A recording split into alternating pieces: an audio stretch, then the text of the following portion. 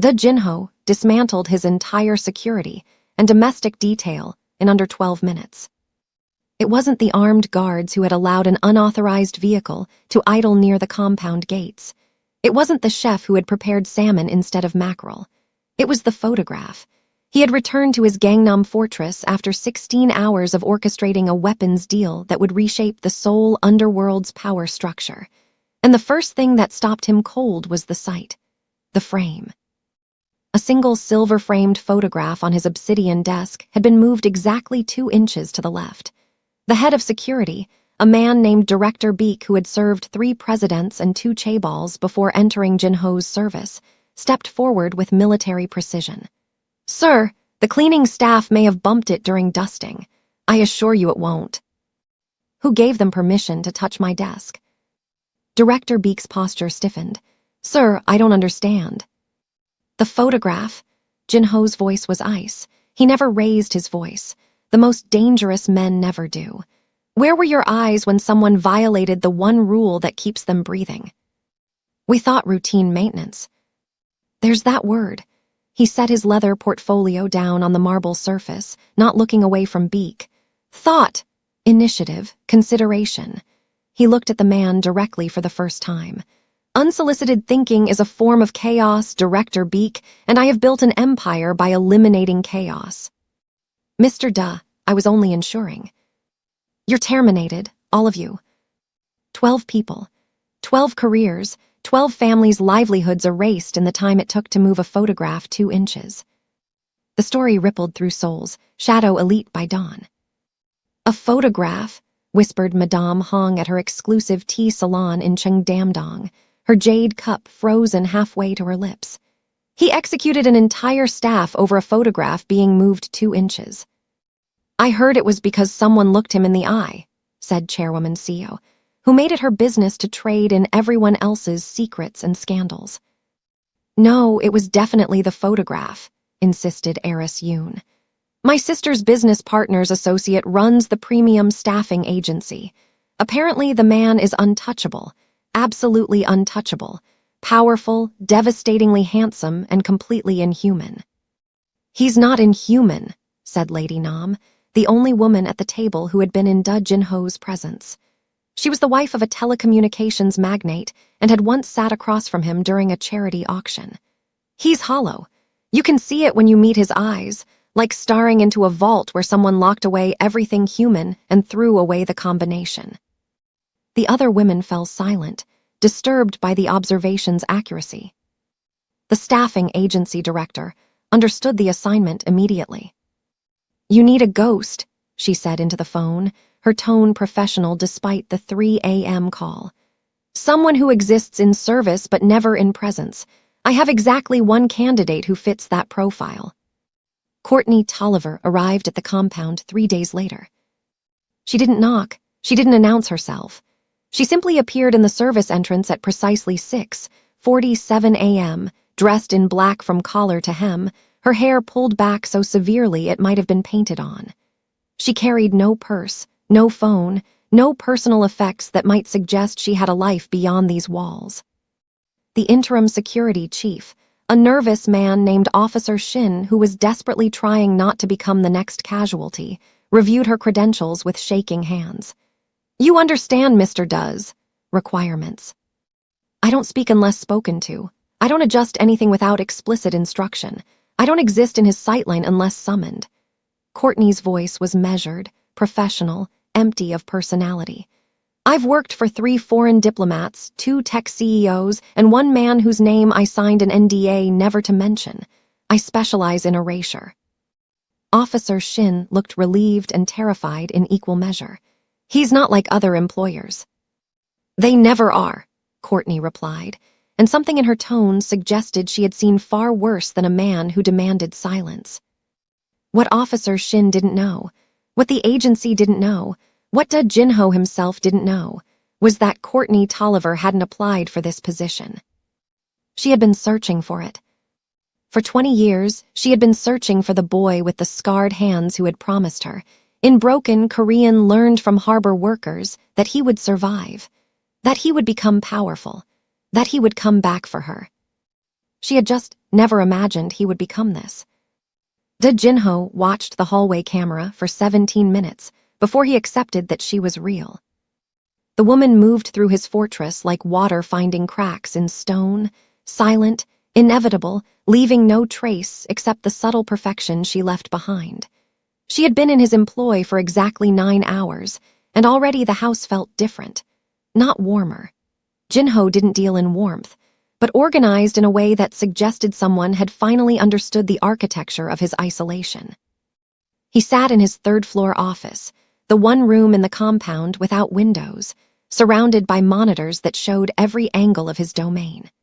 23 screens displayed 23 different perspectives of a world he controlled absolutely. And on screen 7, Courtney Tolliver moved through the second-floor hallway with movements so economical they bordered on ceremonial. She carried no cleaning cart, no basket of supplies, just a small black bag that she set down every 3 meters, extracting exactly what she needed before moving to the next station. A cloth, a bottle, a different cloth, another solution. Each tool returned to the bag before she touched the next surface, as if cross-contamination between tasks would violate some sacred code. Jinho leaned forward, studying her profile. She was perhaps 30 years old, though her face held the kind of careful neutrality that made age irrelevant. Dark skin that caught the recessed lighting in a way that reminded him of polished wood. Hair pulled back so tightly it must have hurt, not a single strand daring to escape. She wore the standard black uniform the agency had provided, but on her it looked less like workwear and more like camouflage.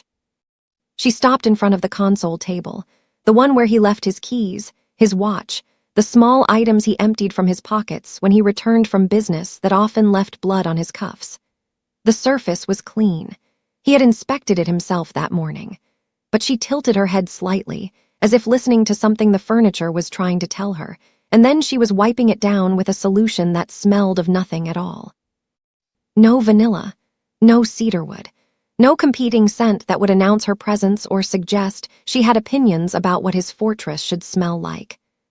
She understood the first rule: this house belongs to silence. Jinho switched to camera 12, which showed the master bedroom from the eastern corner. She had been in there an hour ago. He rewound the footage, watching her enter the space with visible hesitation, not fear exactly, but the wariness of someone entering a predator's den. She had stood in the doorway for a full minute before crossing the threshold, and when she did, her eyes had swept the room not as a maid evaluating surfaces to clean, but as someone reading a crime scene. The bed, made with military precision but untouched for 3 days. The desk by the window, covered in documents he hadn't filed because filing them would mean acknowledging they existed. The chair in the corner, the expensive ergonomic thing an interior designer had insisted he needed, still wrapped in its original plastic because Jinho didn't sit in chairs when he was alone. He paced, or he stood. Or he lay in bed fully dressed, staring at the ceiling, waiting for dawn so he could return to the office where the noise of business drowned out the noise in his head. Courtney had seen all of it, and instead of cleaning in sequence, the way a normal maid would, she had started with the desk. Not the surface, she hadn't touched the papers, but the area around it, the floor where he paced, the window he never opened, the radiator beneath it that probably hadn't worked in years because he kept the temperature at a constant 18 degrees Celsius regardless of season. She moved like she was erasing evidence of his humanity. No, that wasn't quite right. She moved like she was protecting evidence of his humanity, covering the tracks of his vulnerability so no one else would see them. Jinho's jaw tightened. He switched cameras again, finding her in the library, a room he visited perhaps twice a year, always at night, always when insomnia made him feel like his skull was cracking open. The books were organized by height and color, a designer's aesthetic that prioritized appearance over content. He hated it. Hated walking into a room that looked like a photograph instead of a place where someone might actually read. Courtney stood in front of the shelves, her head tilted in that particular way again. Then she reached up and pulled out a book from the third shelf, a Korean translation of Crime and Punishment that Jinho had read when he was 19, and trying to understand if what he was becoming had a name in literature. She opened it, saw the dog-eared pages and the marginalia in his teenage handwriting, and closed it carefully. Then she moved it to eye level, spine out, in a place where he would see it immediately upon entering. She did this 4 more times. Each book she relocated was one he had actually read, actually marked, actually bled his younger self into. She was reorganizing his library not by color or size, but by violence, by meaning, by the books that had mattered to the boy who no longer existed. How did she know? Jinho's fingers hovered over the intercom button. He could ask her. He could demand an explanation for why she was rearranging his books, for why she seemed to understand the topology of his loneliness better than he did. But asking would break the spell of her invisibility, and something told him that breaking that spell would mean losing her entirely. So he watched. She moved to the kitchen next, his kitchen, the one he paid a chef to stock but never to enter. The refrigerator contained ingredients organized with pharmaceutical precision, proteins on the second shelf, vegetables in the crisper, condiments in the door. Everything dated, everything rotated, everything untouched except for the single shelf on the bottom where Jinho kept the things he actually ate when no one was watching. Cup noodles, cheap ones, the kind sold in convenience stores for a few $100. White rice in plastic containers that he microwaved and ate standing over the sink. Kimchi that came prepackaged because he had never learned to make it himself, had never had someone to teach him. Courtney opened the refrigerator and stared at that bottom shelf for a long time. Long enough that Jinho's pulse quickened, though he couldn't say why. Then she closed it without touching anything, without rearranging or judging or replacing his poverty food with something more appropriate for a man who could buy a restaurant on a whim. She had seen who he really was, and she had left it alone. Jinho exhaled slowly, unaware he had been holding his breath.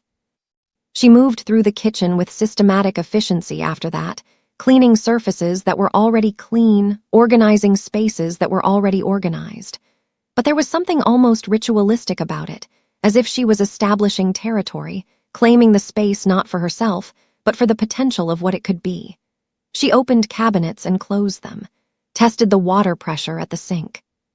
Checked the alignment of the dish towels on the rack, 3 of them, white, untouched, purchased by an assistant who assumed Jinho might someday have guests.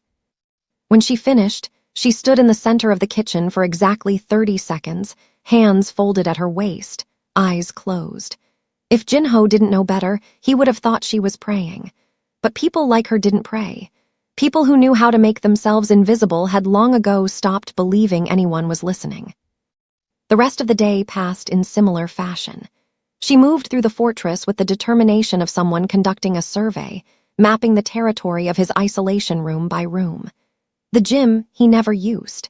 The media room with the projector still in its box.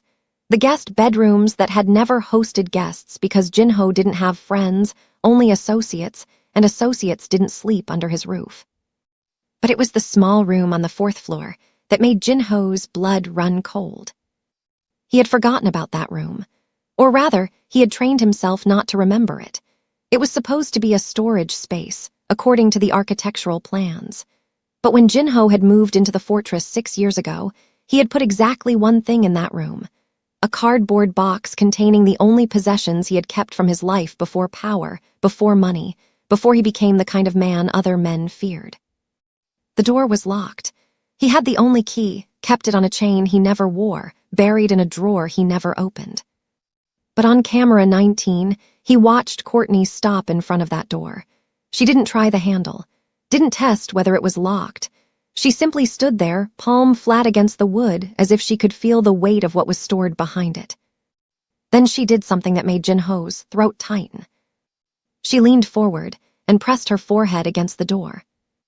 It lasted less than 5 seconds. Then she straightened, smoothed her uniform, and continued down the hallway as if nothing had happened. But Jinho had seen it. That moment of breaking, of allowing herself one gesture of recognition toward the pain she sensed living in this house. Who was she? Not just who was she now, this professional ghost who seemed to understand the architecture of trauma like a native language. But who had she been before? What had happened to her that taught her to read loneliness like Braille, to navigate suffering like it was a map she had memorized. Jinho pulled up her employment file on his computer. Courtney Tolliver, 32 years old, American citizen with permanent residency in South Korea. References from 3 diplomatic households and 2 corporate executives, each one describing her as exceptionally professional. Invisible, perfect for high-security environments. No emergency contacts listed. No family mentioned. No personal history, beyond a decade of moving through other people's houses like a ghost, leaving no trace except their gratitude that someone finally understood what they needed was silence. The file told him nothing real, nothing true. He switched back to the live feed. She was in the main foyer now, standing in front of the only photograph he displayed in the public areas of his house. It was a piece of art, technically, a black and white image of the Incheon harbor at dawn, taken by some acclaimed photographer whose name Jinho couldn't remember. He had bought it because looking at it hurt, and he had long ago learned that controlled pain was better than numbness. Courtney stared at the photograph for 2 full minutes. Then she reached up, not to touch it, not to move it, but to adjust the lighting above it, tilting the track light half a degree so the glare didn't wash out the dock workers visible in the background. Jinho's hands curled into fists on his desk. She knew, somehow, impossibly, she knew that those background figures were what mattered. That he hadn't bought this photograph for the composition or the artistic merit. He had bought it because if he squinted at those blurred shapes in the distance, he could almost pretend one of them was the girl who had saved his life by sharing a handful of rice she had probably stolen herself. The girl whose name he had never learned because she had refused to tell him, had said names were dangerous in a place where people disappeared. "Just remember my face," she had said. "When you're rich and powerful and safe, remember the girl who believed you'd survive." Jinho switched off the monitors one by one until only screen 7 remained, showing Courtney as she climbed the stairs to begin cleaning the 3rd floor. She would find him eventually. He worked from this office, slept in this office more often than his bedroom, existed in this office like a ghost, haunting the command center of his own empire. But for now, he let her move through his house, reading the map of his damage, seeing all the ways he had tried to build a fortress big enough to contain the boy he used to be. And as he watched her disappear around the corner, heading toward the eastern wing where his childhood box sat locked behind a door she would never open, Jinho realized something that terrified him more than any rival's gun or betrayal. She wasn't here to clean his house. She was here to save him. Again. The obsession began on the 3rd day, though Jinho would never have called it that. Obsession implied loss of control, and Jinho had built his empire on the foundation of absolute control. What he was doing was tactical surveillance, risk assessment, due diligence on an employee who had access to every room in his fortress, who moved through his private spaces with the kind of familiarity that should have taken months to develop. That's what he told himself at 3:47 a.m. when he realized he had been watching the same loop of footage for 40 minutes. The clip showed Courtney in his office, his actual office, not the public-facing one on the 2nd floor where he met with lawyers and accountants. She had entered at 11:23 p.m. the previous night. Nearly 3 hours after he had left for a meeting in Itaewon that involved negotiations best conducted in basements where soundproofing mattered. He had reviewed this footage 12 times now, searching for the moment when she would slip, when the professional mask would crack and reveal whatever game she was playing. Because everyone was playing a game. Jinho had learned that truth before he learned to read. But Courtney never slipped. She moved through his office like she was defusing a bomb, every gesture calibrated to minimize impact. She didn't sit in his chair, didn't even look at it. She cleaned around his desk in careful arcs, never disturbing the specific chaos of his paperwork. 3 staplers sat on the left corner because he could never find one when he needed it, so he kept buying more. She straightened them into a row, aligned by size, then paused and returned them to their original scattered positions. She had recognized his chaos as intentional.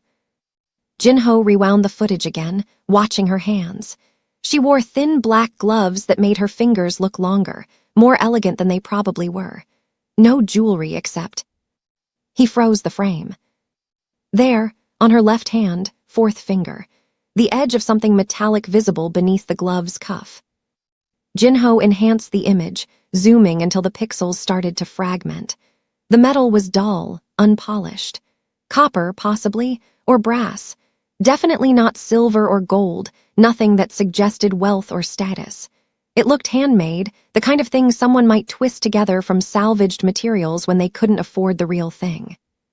The kind of thing an orphan might make. Jinho's pulse quickened. He switched to a different angle, camera 14, which showed Courtney from the side as she cleaned the window behind his desk. The morning light was stronger here, and when she reached up to wipe the glass, the glove pulled back slightly. There, the ring, crude wire wrapped around her finger, something small and translucent caught in the coils. Sea glass, maybe, or plastic. The image quality wasn't good enough to tell. Why would a professional maid wear a ring like that? The agencies train their people to remove all jewelry, to present themselves as blank slates without personal history or preference. Courtney had followed every other protocol perfectly. Her nails were trimmed short, unpainted. No earrings, no necklace, no watch. Nothing except this one piece of trash jewelry she refused to remove. Jinho pulled up the employment contract the agency had sent over. Standard terms, standard clauses, standard prohibitions against personal effects that might interfere with duties or suggest unprofessional conduct. Jewelry was explicitly mentioned. Staff members shall refrain from wearing ornamental items that may cause damage to client property or present a distraction. She was violating her contract, which meant the ring mattered more than her job. He should fire her. That's what the old Jinho would have done, the one who had fired 12 people over a moved photograph. But the old Jinho hadn't spent 3 days watching someone move through his house like she was reading his autobiography written in furniture and dust patterns. Instead, he opened a new search window and pulled up every piece of footage from the past 72 hours. Then he did what he had trained himself never to do. He looked for himself in someone else's behavior. The compilation took him 6 hours to assemble. By the time he finished, the sun was rising over Gangnam, painting his monitor wall in shades of gold that felt accusatory. Jinho hadn't slept, hadn't eaten, hadn't done anything except watch Courtney Tolliver piece together the puzzle of his broken life with nothing but observation and what appeared to be intuition bordering on supernatural. Exhibit 1, the kitchen, day 2, 6:15 a.m. Courtney opened the refrigerator and stared at his bottom shelf, the one with the convenience store food he ate when the weight of pretending to be civilized became too heavy. She didn't reorganize it, didn't throw it away, but she did add something. A single bowl of homemade kimchi in a glass container, tucked in the back where he might not notice it immediately. No note, no explanation. Just food that tasted like someone gave a damn whether he ate real meals. Jinho had found it that evening and stood in front of the open refrigerator for 10 minutes, trying to remember the last time someone had fed him without being paid to do it. Exhibit 2, the gym, day 2, 2:34 p.m. Courtney spent 40 minutes in the exercise room he never used, but she didn't clean the equipment. Instead, she lowered the bench press bar to a height that would suit someone 5'9", Jinho's exact height. She set the treadmill to a walking speed and queued up a playlist on the connected tablet. Old Korean hip-hop from the early 2000s, the kind that had played from stolen radios in the Incheon harbor warehouses, where Jinho had learned that survival meant being faster and meaner than everyone else. How did she know what music he had listened to as a teenager? The playlist wasn't saved anywhere in his house. He didn't stream music, didn't keep digital records of his preferences. The only way she could know was if.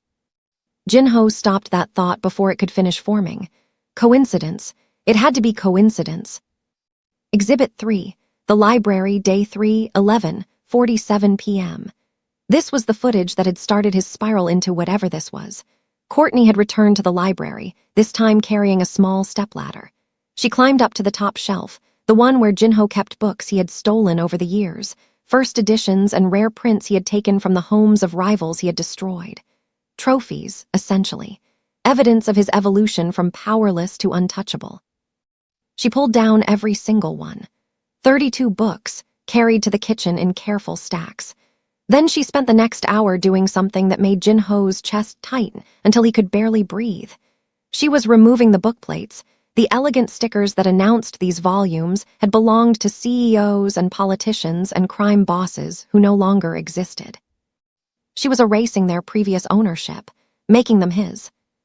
When she finished, she returned the books to the shelf, but in a different order. Chronological.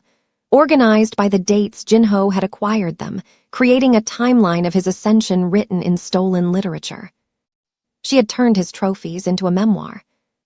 Jinho pushed back from his desk, packing the office with the kind of restless energy that usually preceded violence. But there was no one to hurt here, no threat to neutralize. Just a maid who seemed determined to excavate the humanity he had buried under layers of calculated cruelty. He pulled up the agency file again, this time looking for something he had missed. The director who had placed Courtney was a woman named Madame Choi, a former corporate executive who had built her staffing empire by treating domestic workers like interchangeable machines. Jinho had worked with her before. She was efficient, discreet, and utterly devoid of empathy. He dialed her number. She answered on the second ring, her voice crisp despite the early hour. "Mr. Duh, I trust the placement is satisfactory. Tell me about Courtney Tolliver." A pause. "Is there a problem with her performance?" "I asked you to tell me about her." Another pause, this one longer. "She's one of my most reliable contractors. Excellent references, no complaints from previous employers.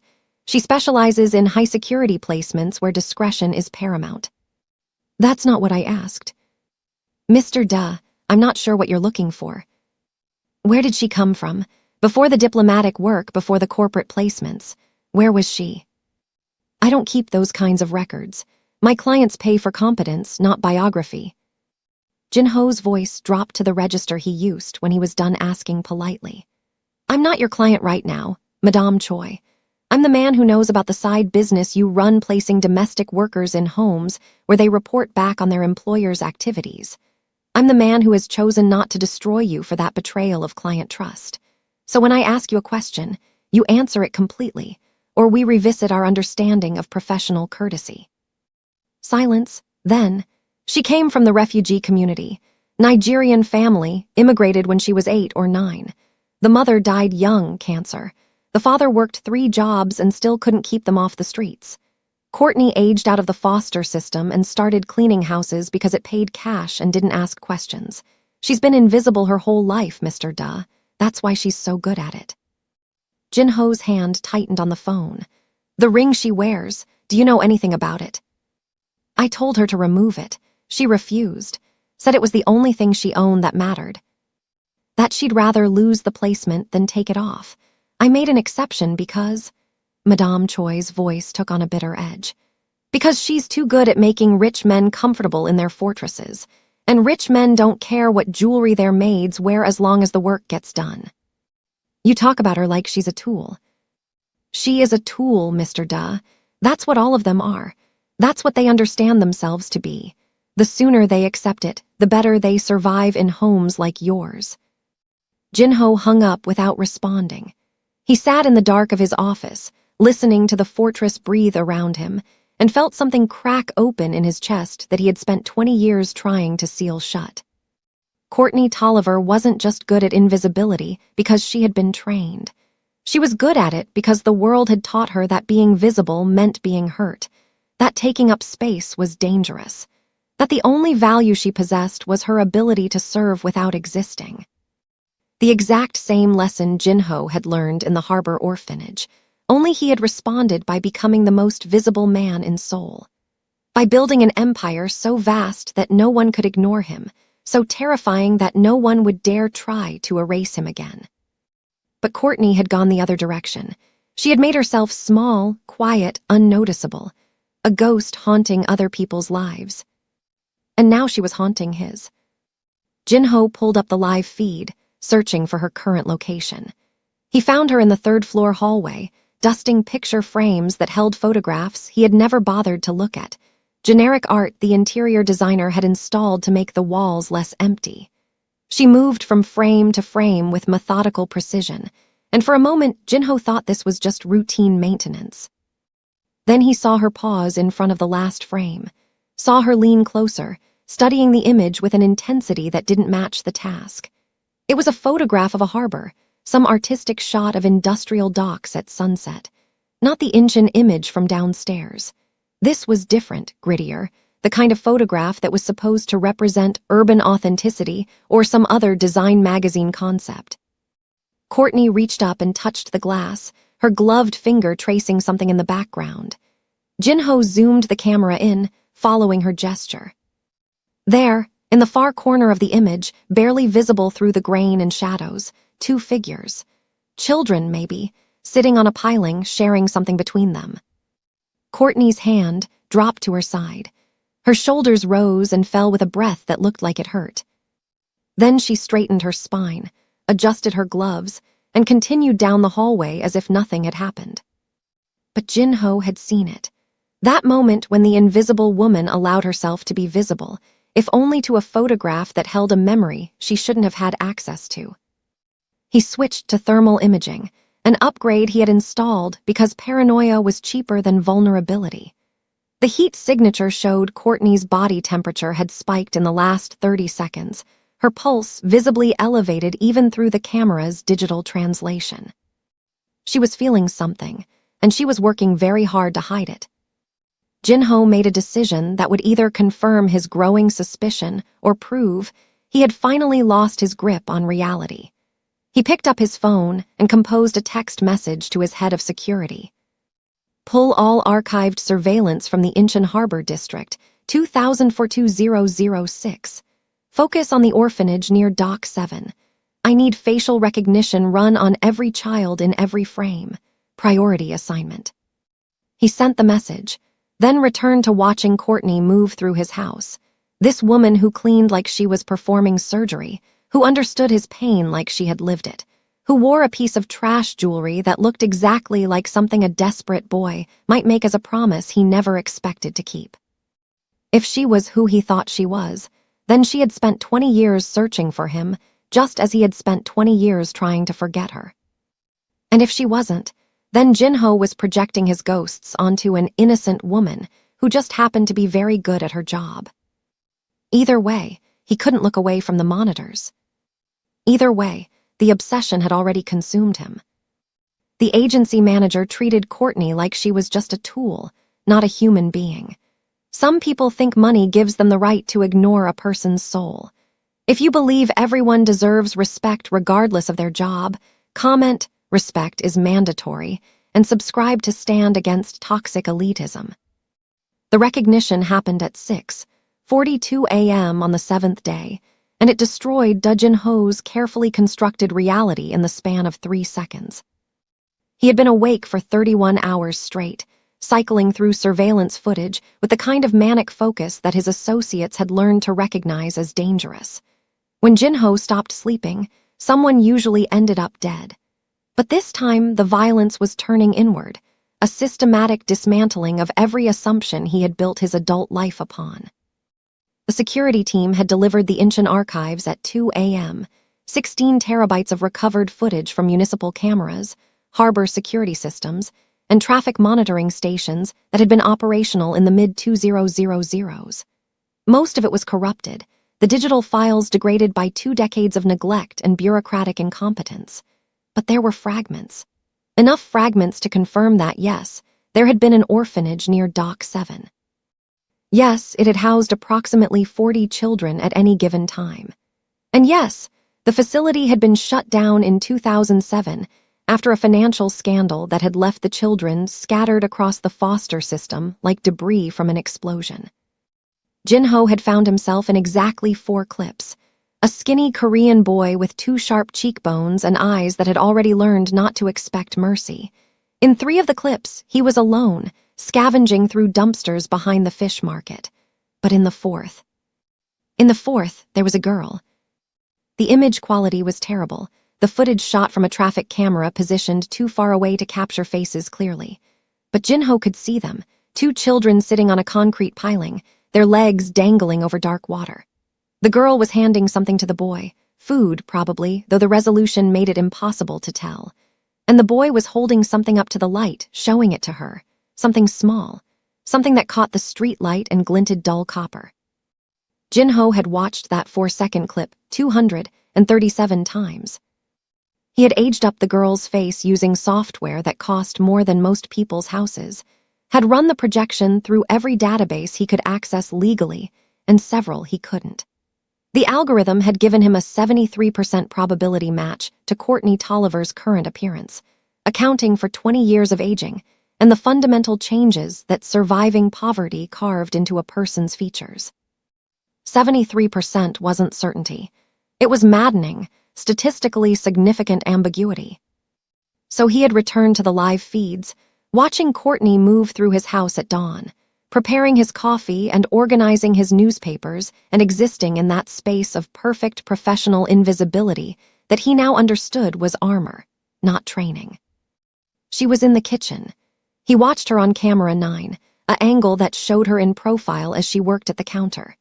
She had arrived at 5:30 a.m., earlier than usual, and had spent the past hour preparing something that smelled, even through the building's ventilation system, like comfort food from a childhood Jinho had tried to amputate from his memory. Kimchi jjigae, the cheap kind, made with ingredients that cost almost nothing but tasted like someone gave a damn whether you survived the winter. Courtney stirred the pot with movements that suggested muscle memory, the kind of automatic grace that came from having made this dish 1,000 times. Steam rose around her face, and for a moment she looked softer, younger, like the girl in the grainy footage might look if she had been allowed to grow up safe. Then the sun crested the horizon. Dawn in Seoul was a violent thing in winter. The light came fast and sharp, cutting through the city's pollution like a blade. Jinho's kitchen faced east, floor-to-ceiling windows designed to showcase the view of the Han River and the mountains beyond. He rarely saw the sunrise. He was usually still awake from the previous night, or already at the office, or buried so deep in the fortress that natural light was an irrelevant concept. But Courtney was standing directly in its path. The sun hit the windows at exactly 6:42 a.m., flooding the kitchen with the kind of golden light that cinematographers spent fortunes trying to replicate. And Courtney, caught mid-motion as she reached for a bowl, became a figure in a painting Jinho would never be able to forget. The light hit her left hand. Jinho's breath stopped. He had been watching on camera 9, but he switched to camera 11, the overhead angle that gave him a direct view of her hands. Then he enhanced the image, zooming until the pixels started to fracture, until he could see every detail of the ring she wore on her fourth finger. Copper wire, twisted and clumsy, wrapped around itself in loops that had no symmetry, no elegance, no evidence of skill or practice. The work of someone who had never made jewelry before, who had only desperation and determination and a set of stolen pliers. But it was the specific pattern of the twist that stopped Jinho's heart. 3 loops around the base, then a spiral that crossed over itself twice before wrapping back down, then a final twist that secured a small piece of sea glass, green, translucent, roughly triangular, in a cage of wire that held it like a captured star. Jinho's hands were shaking. He opened a drawer in his desk, the bottom one, the one he never touched because touching it meant acknowledging what he had locked away. Inside was a small box, cedar wood, expensive in a way that betrayed how much he valued its contents. He opened it with fingers that felt numb. Inside was a single photograph. Not the surveillance footage, not the aged-up projection, but a real photograph, printed on actual paper that had yellowed with time. He had stolen it from the orphanage's office the night before he ran away, had kept it hidden in his shoes and then his jacket, and then every apartment and house and fortress he had occupied since. The photograph showed 2 children, a Korean boy and a black girl, sitting on the floor of what looked like a storage room, playing cards with a deck that was missing half its numbers. The boy was maybe 12, rail-thin, with a bruise yellowing on his cheekbone. The girl was younger, 9 or 10, with hair in uneven braids and a smile that suggested she hadn't yet learned that smiling could be dangerous. And on the boy's hand, held up to show the camera, was a copper ring. Jinho had made it on a Tuesday. He remembered because Tuesdays were when the drunk dock worker usually passed out behind the warehouse, making his tools available for temporary theft. Jinho had taken pliers and wire cutters and a spool of electrical wire someone had left near the water.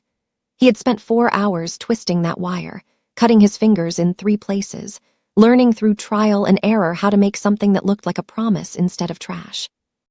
The sea glass had been Courtney's contribution. She had found it on the beach, the narrow strip of contaminated sand where the orphanage sometimes took them on supervised walks that were more about free labor cleaning up debris than recreation. She had held it up to the light and said it looked like a jewel, like something a queen might wear. And Jinho, who had never given anyone anything in his entire life, had built a setting for her trash beach jewel and slipped it onto her finger. "I'll marry you when I'm rich," he had said, the Korean words clumsy in his mouth because he'd only been in the country for 2 years.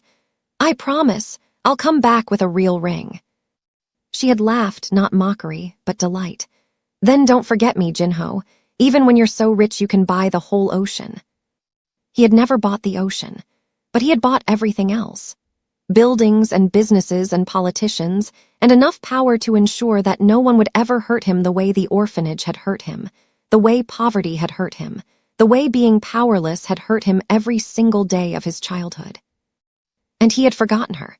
Not intentionally, not cruelly, but the way you forget pain once you've amputated the limb, by necessity, by survival, by the fundamental rewiring of a brain that couldn't afford to remember what love felt like when love had been a liability.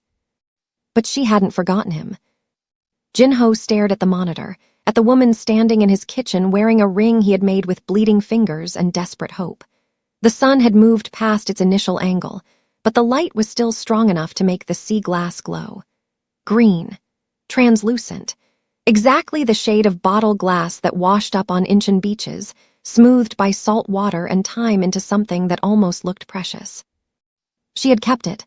For 20 years, through everything, she had kept it. Jinho's hands moved without conscious thought, pulling up the personnel file he had already memorized. Courtney Tolliver, 32 years old, Nigerian-American, immigrated at age 8, mother deceased. Father deceased, that was new information, an update he hadn't noticed before. She was alone in the world. No family, no emergency contacts, just a string of employers who valued her ability to disappear. He did the math. If she had immigrated at 8 and she was 32 now, that meant she had arrived in Korea in 2002.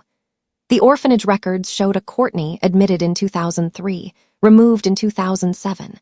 4 years. The same 4 years Jinho had been there, learning Korean and surviving and trying not to become the kind of person who would someday fire 12 people over a moved photograph. It was her.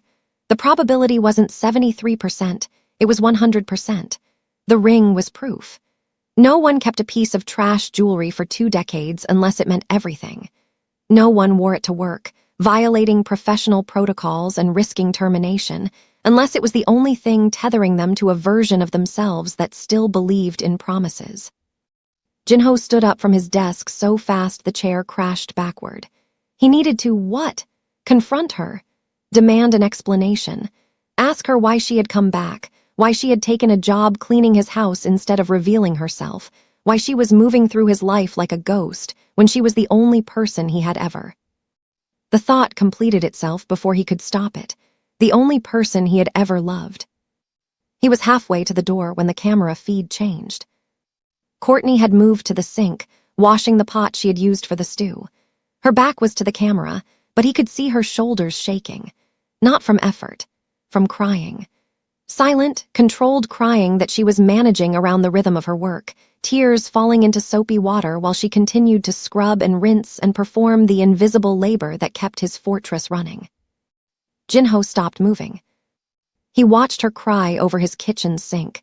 This woman who had saved him when they were children, who had given him half her rice when she was starving, who had laughed at his clumsy promise instead of treating it like the desperate fantasy of a boy who had nothing. She had found him. After 20 years, she had found him. And instead of demanding recognition, instead of asking for the life he had promised, she had taken a job as his maid. She had made herself invisible in his house, had cleaned around his damage and organized his pain and fed him stew that tasted like someone remembered he was human. Why? The answer came with the clarity of a bullet, because she had seen what he had become. She had looked at Jinho, the Ice King of Seoul, the man who ruled through fear and isolation and calculated cruelty, and she had realized that the boy who made her a copper ring was dead. So she had come back not to claim him, but to mourn him. Jinho's reflection stared back at him from the darkened monitor screens. He saw what she must see. A man in a $5,000 suit, standing in an office designed to intimidate, surrounded by surveillance equipment that let him watch the world without participating in it. A man who had built a fortress to keep everyone out and called it empire. A man who had forgotten how to be the boy who believed a piece of wire and sea glass could be worth more than all the money in Seoul.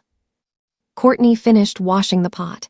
She dried her hands on a towel, dried her face on her sleeve where the cameras couldn't see, and then she set a single bowl of stew on the counter, the place where Jinho always found his breakfast, prepared by invisible hands, offered without expectation of gratitude. She left the kitchen without looking back. And Jinho stood frozen in his office, staring at the monitors, holding a 20-year-old photograph in hands that had killed men and signed death warrants, and built an empire on the graves of everyone who had ever underestimated him. But those same hands had once twisted copper wire into a promise. And the woman who had believed that promise was crying in his house, invisible and unacknowledged, wearing his childhood vow like it still meant something. Jinho made a decision that would either save him or destroy everything he had built. He was going to make her see him again. Not the Ice King, not the Mafia boss, but the boy who had promised to come back. Even if he had to dismantle his entire empire to find him. The winter of 2005 tried to kill Jinho 3 times before he turned 13. The first attempt came in November, when the temperature dropped below freezing and stayed there for 6 days straight. The orphanage, a converted warehouse that smelled like rust and desperation, had heat for exactly 4 hours each evening, from 6 to 10 p.m. After that, the director turned off the boiler to save money, and the children learned to sleep in their clothes, sharing thin blankets in clusters of 3 or 4 because body heat was the only resource they had in abundance. Jinho didn't cluster. He had been at the orphanage for 2 years by then, long enough to understand that getting close to people meant giving them leverage, and leverage meant pain. So he slept alone in the corner farthest from the door, wrapped in a jacket he had stolen from a donation bin, and tried not to think about the fact that his toes had stopped hurting because they had gone numb 3 days ago. The second attempt came in December, when food became scarce enough that the older boys started hoarding, and the younger ones started stealing, and the whole fragile ecosystem of survival collapsed into violence. Jinho had learned to fight in his first month, learned that being small meant being fast, that being Korean in a facility that housed primarily international refugees meant being targeted, that winning wasn't about strength, but about being willing to go further than your opponent expected. He won most of his fights, but winning meant eating, and eating meant someone else didn't, and the math of survival was a zero-sum equation that carved itself into his bones. The third attempt came on January 17th, a Tuesday, when Jinho woke up and realized he couldn't remember the last time he had eaten a full meal. He had been rationing his portions for weeks, saving half of his breakfast rice to eat later, stretching his dinner soup with water from the bathroom tap, convincing his body that hunger was normal and fullness was the aberration. But even rationing had limits, and Jinho had reached his. His hands shook when he tried to hold his pencil during the mandatory schooling sessions the orphanage provided to maintain its government funding. His vision blurred at the edges, turning the world into a tunnel that kept narrowing. He was dying, slowly, incrementally, but dying nonetheless. That morning, Director Kwon, a man whose smile never reached his eyes and whose breath always smelled like soju, had made an announcement during breakfast. The orphanage was over capacity. Budget cuts meant reduced food allocations. Anyone who caused trouble, who complained, who failed to show proper gratitude for the charity they received, would be removed from the facility and placed elsewhere. No one asked where elsewhere was. They all knew. The streets. The shelters that were worse than streets. The systems designed to process children like defective products until they either aged out or disappeared.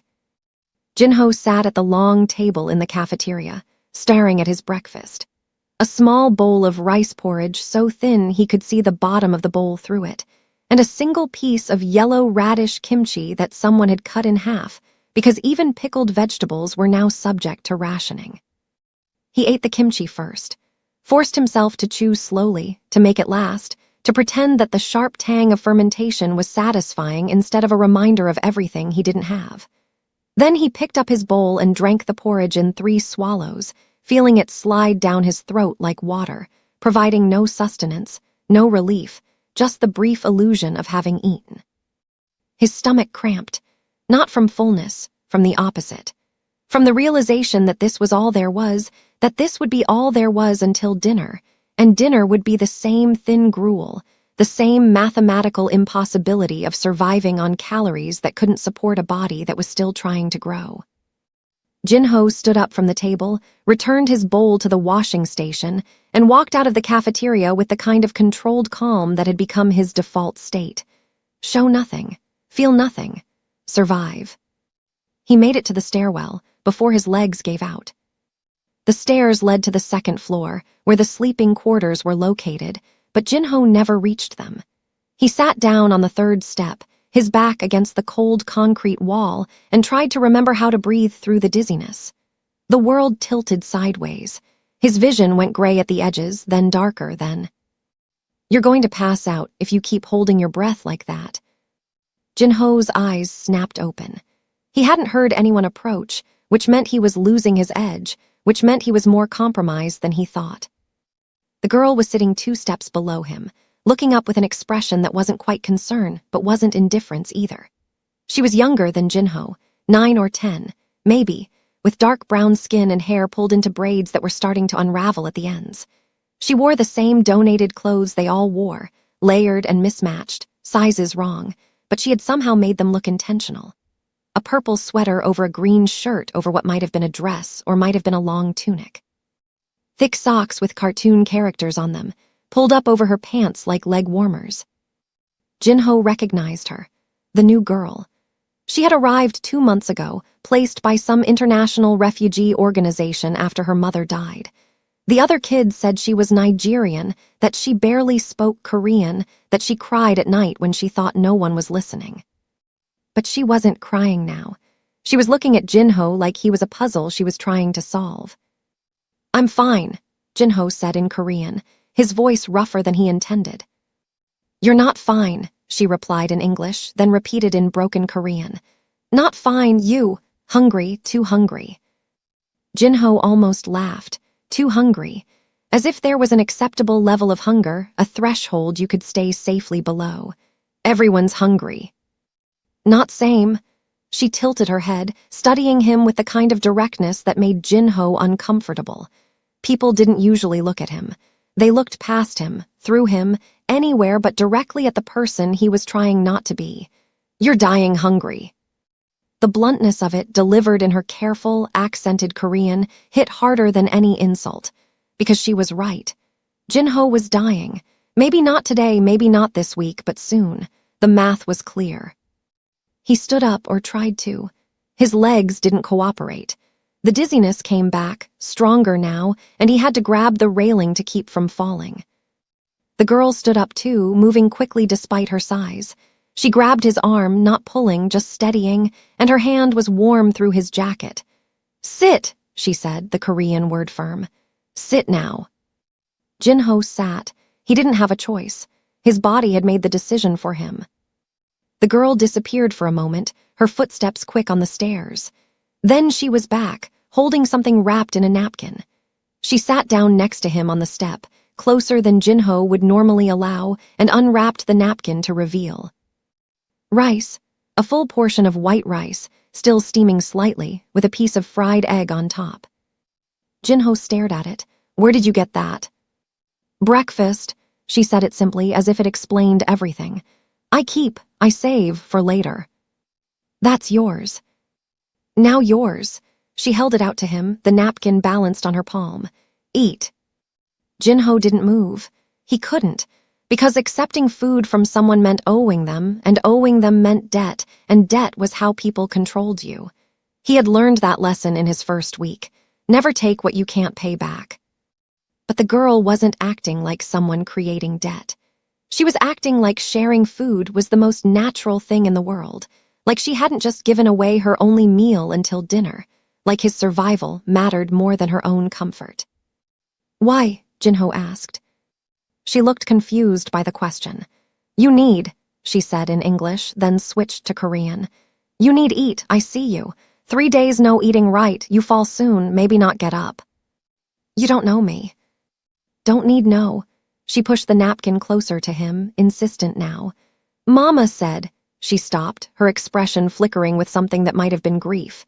Then she continued in English, speaking slowly so he might understand. My mama said when you see someone falling, you catch them, not think about it, not ask permission, just catch. Jinho took the food. His hands shook as he picked up the rice, and he hated that she could see how desperate he was, how close to collapse. But hunger was stronger than pride. Survival was stronger than shame. He ate slowly, forcing himself not to inhale it, not to make the mistake of eating too fast after days of near starvation. The rice was cold by now, but it tasted like the best thing he had ever eaten. The egg was perfect, fried until the edges were crispy, the yolk still slightly soft in the middle. The girl watched him eat with visible satisfaction, like his survival was a personal victory. When he finished, she took the napkin back, folded it carefully, and tucked it into her pocket to use again later. Thank you, Jinho said, the Korean words feeling foreign in his mouth. He couldn't remember the last time he had thanked someone for anything. She smiled. It transformed her face, made her look younger and older at the same time. You're welcome. Next time you ask me before you die, okay? Is easier. There won't be a next time. There's always next time.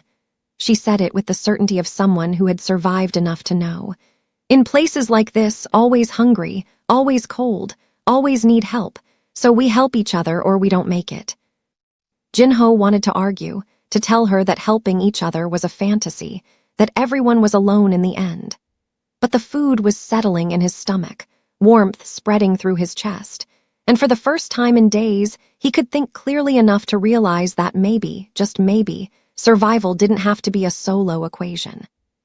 What's your name? He asked. Courtney.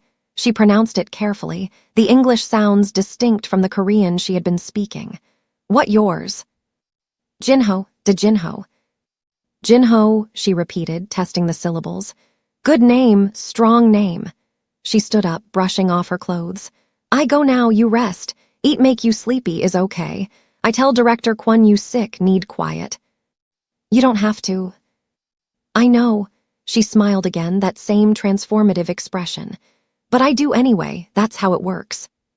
She left him there on the stairs, and Jinho sat in the silence of the stairwell, feeling the food in his stomach and the warmth of someone else's kindness, and something shifted inside him. Not dramatically, not obviously, but enough that when he finally stood up and climbed the stairs to the sleeping quarters, he could feel the difference. He wasn't alone, not completely, not anymore. 3 weeks later, Jinho stole copper wire from the docks and twisted it into a ring that looked like garbage but meant everything. He gave it to Courtney on a Tuesday, the same day of the week she had saved his life with a napkin full of rice. She wore it on her 4th finger, left hand, and told him it was the most beautiful thing anyone had ever given her.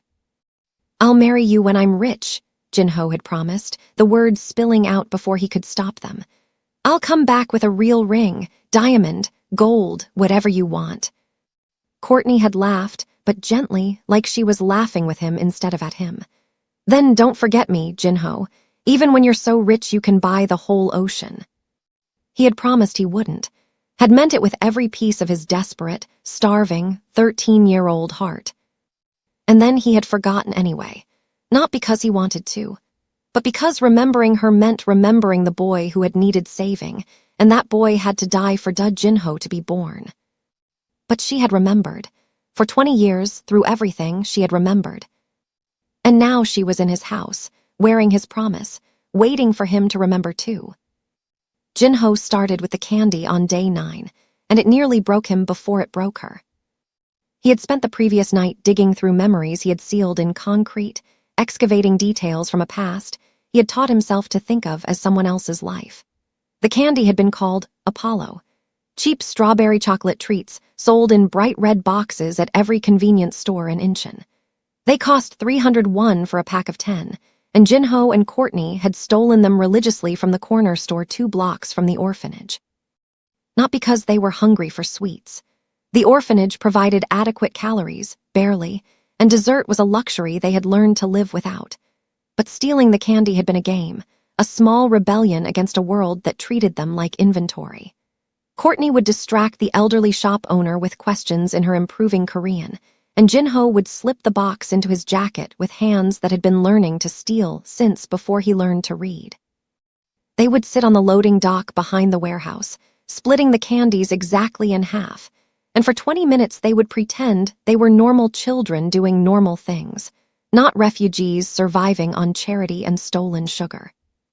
Jinho hadn't thought about Apollo candy in 15 years, but at 2 a.m. on day 9, he had his driver take him to an all-night convenience store in Gangnam, where he stood in the fluorescent lighting, surrounded by drunk businessmen and taxi drivers, searching the shelves like a man possessed. The packaging had changed. The box was smaller now, the design modernized, the price inflated to 801. But the candies inside were the same tiny round wafers layered with strawberry cream and cheap chocolate that melted too fast in your mouth. Jinho bought 40 boxes. The cashier looked at him like he was insane, this man in a suit that cost more than her monthly salary, buying out the store's entire stock of children's candy at 2 a.m. But she rang up the purchase without comment because people didn't question Jinho's behavior, not if they valued their employment. He brought the boxes home and sat in his office, staring at them like they were evidence in a case he was building against himself.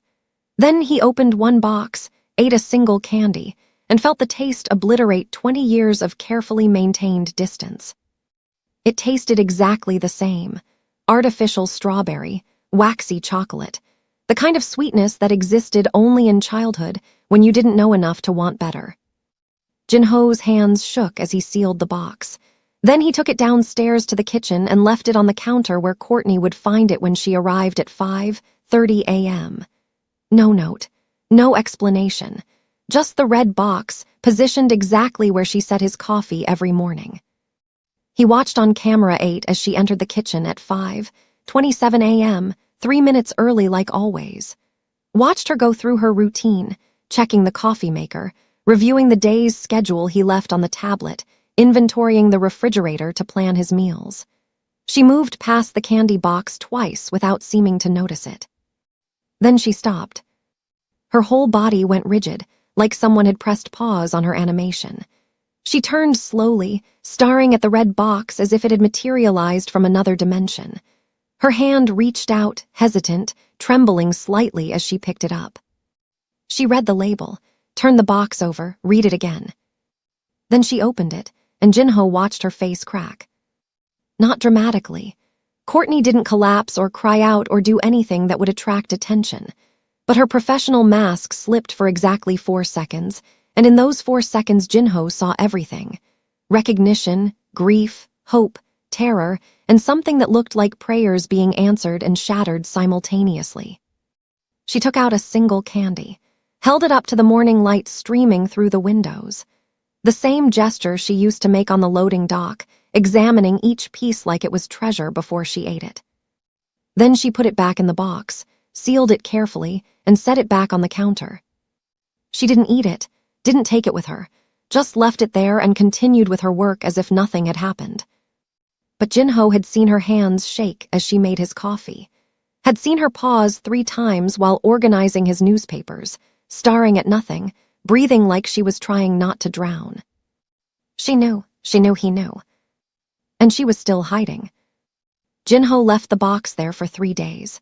Each morning, Courtney would find it in the exact same position, and each morning she would stare at it for progressively longer periods, her composure eroding by increments. But she never took it, never acknowledged it, never broke the invisible barrier she had constructed between the woman she was now and the girl she used to be. On day 12, Jinho changed tactics. The orphanage had owned exactly one radio, a battered transistor model that someone had donated after it stopped working properly. It could only pick up 2 stations, a news channel that made everyone depressed, and a music station that played early 2000s K-pop on a loop. The children had fought over control of that radio like it was sacred territory, but Courtney and Jinho had developed a system. Tuesday and Thursday evenings were theirs, 7 to 8 p.m., when the dinner cleanup was finished and the mandatory study hour hadn't started yet. They would sit in the storage room where the radio lived, tuning it to the music station, and listen to songs they didn't understand sung by artists they would never meet. Jinho had been learning Korean. But the lyrics moved too fast, the slang too thick. So Courtney would translate, her English mixing with broken Korean, creating a hybrid language that belonged only to them. There was one song in particular. Jinho couldn't remember the artist or the title, but he remembered the chorus, something about promises and distance and coming back home. It had played at least twice every evening, the station's obvious favorite, and Courtney had loved it. She would close her eyes and sway slightly, mouthing words she barely understood, and for those 3 minutes she looked peaceful in a way she never looked the rest of the day. Jinho spent 6 hours searching for that song. He hired a music researcher, a woman who specialized in tracking down obscure recordings for wealthy collectors who had more money than Google skills. He gave her what he remembered. Early 2000s, K-pop, something about promises, played constantly on Incheon local radio around 2005. She found it in 40 minutes. Returned to Me by a group called Sia, released in 2004. Jinho listened to it once and felt his chest cave in. It was exactly as he remembered. Saccharine and earnest and completely sincere in a way that modern music had abandoned. The chorus was about waiting for someone who had promised to come back, about keeping faith even when faith seemed stupid, about love that persisted through separation. No wonder Courtney had loved it. It was their entire story, compressed into 3 minutes of overproduced pop. Jinho downloaded the song onto a small Bluetooth speaker, the expensive kind that produced crystal-clear sound despite its compact size. Then he placed the speaker in the library, hidden behind the books Courtney had reorganized by violence and meaning, and set it to play on a loop at low volume. He watched on camera 16 as she entered the library that afternoon for routine dusting. She didn't recognize it immediately. The first loop played while she was cleaning the windows, her back to the room, her focus on removing streaks that probably only she could see. But the second loop started just as she turned around, and Jinho saw the exact moment the melody registered. She dropped the cloth. It hit the floor without sound, and Courtney stood frozen in the center of the library, her head tilted like she was trying to determine if she was hallucinating. Then she followed the sound, tracking it to its source, moving slowly like someone approaching a trap. She found the speaker, picked it up with both hands, cradling it like it was fragile.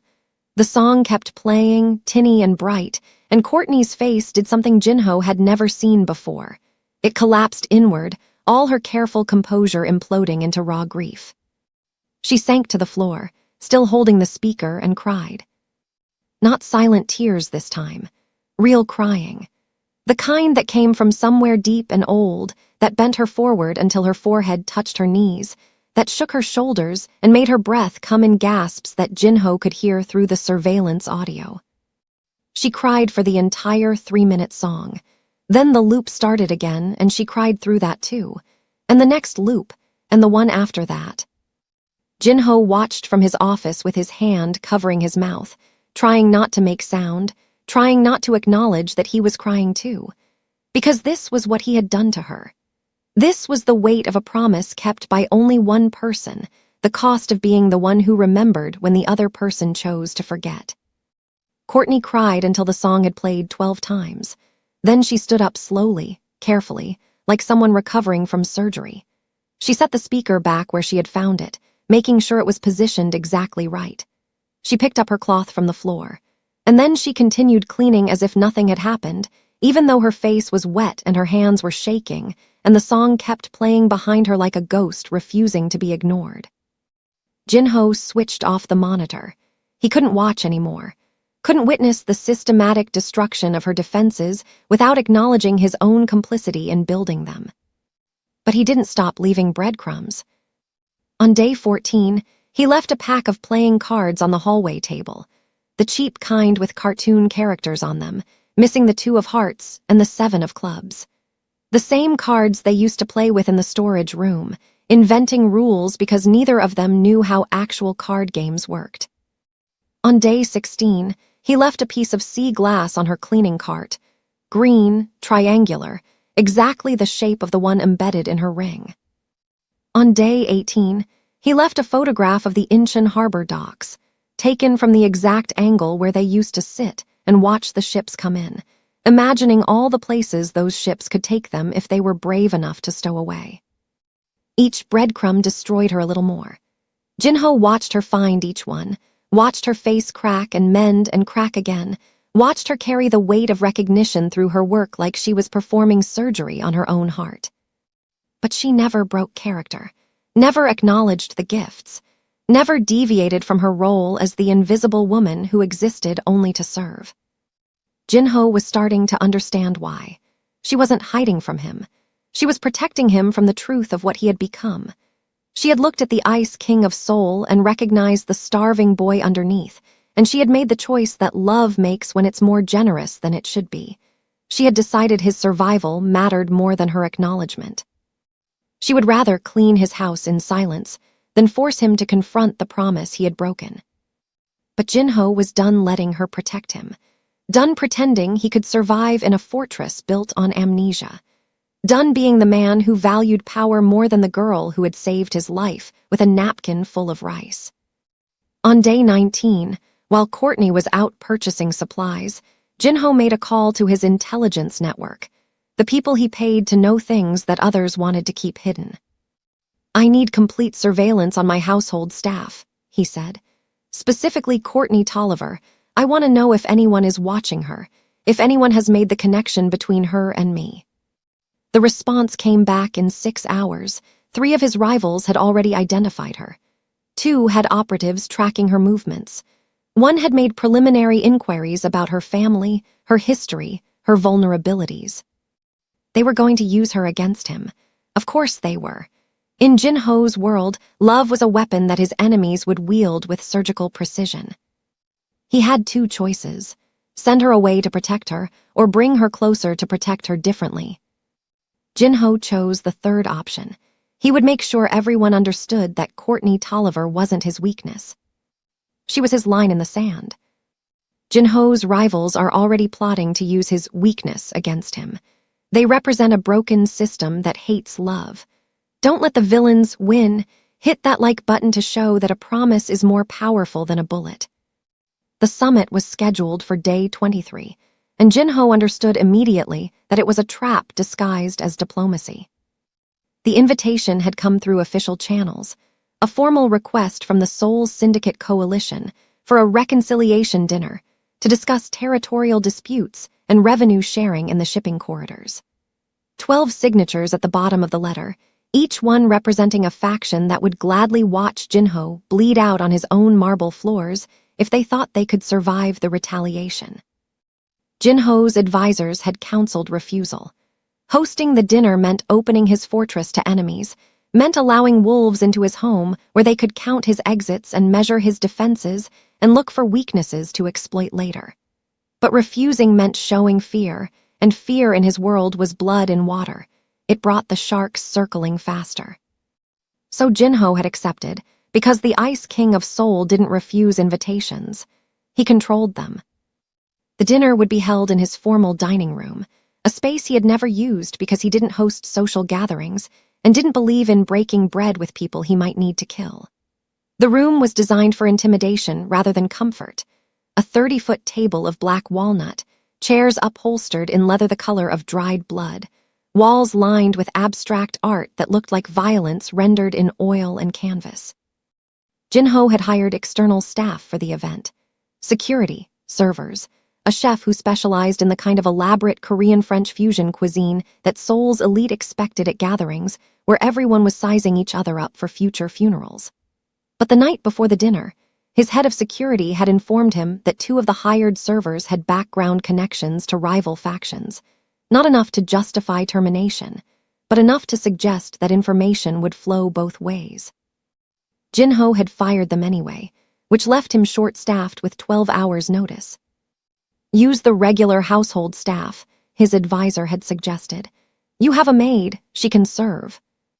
Jinho had said yes before he fully processed the implications, and now it was too late to reverse the decision without drawing attention to Courtney's significance. So she would serve dinner to 12 men who ran Seoul's underworld, and Jinho would have to watch her move through a room full of predators while pretending she meant nothing to him. The preparation began at noon. Courtney had received her instructions from the catering manager, a severe woman named Ms. An, who treated serving as a military operation requiring precision and absolute obedience. Jinho watched on the monitors as Ms. An walked Courtney through the protocols. How to hold the serving trays, which side to approach from, when to pour wine, and when to step back into invisibility. Courtney absorbed the instructions with the same focused attention she brought to everything, nodding at appropriate intervals, practicing the movements until they became muscle memory.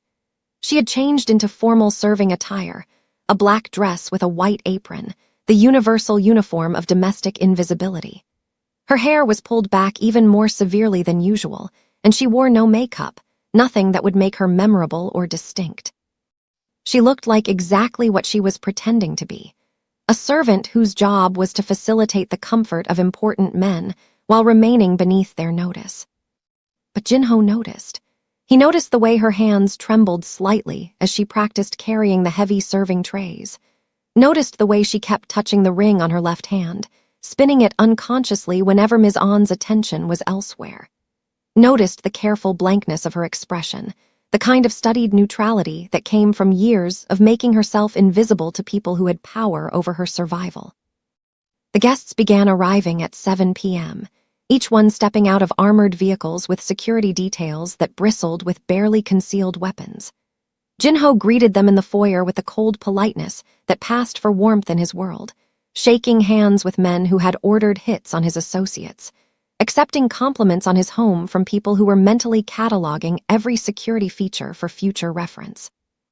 Kwon Yi-sung arrived first, a real estate developer who laundered money through property deals and had once sent Jinho a bouquet of white chrysanthemums, the flowers used at Korean funerals.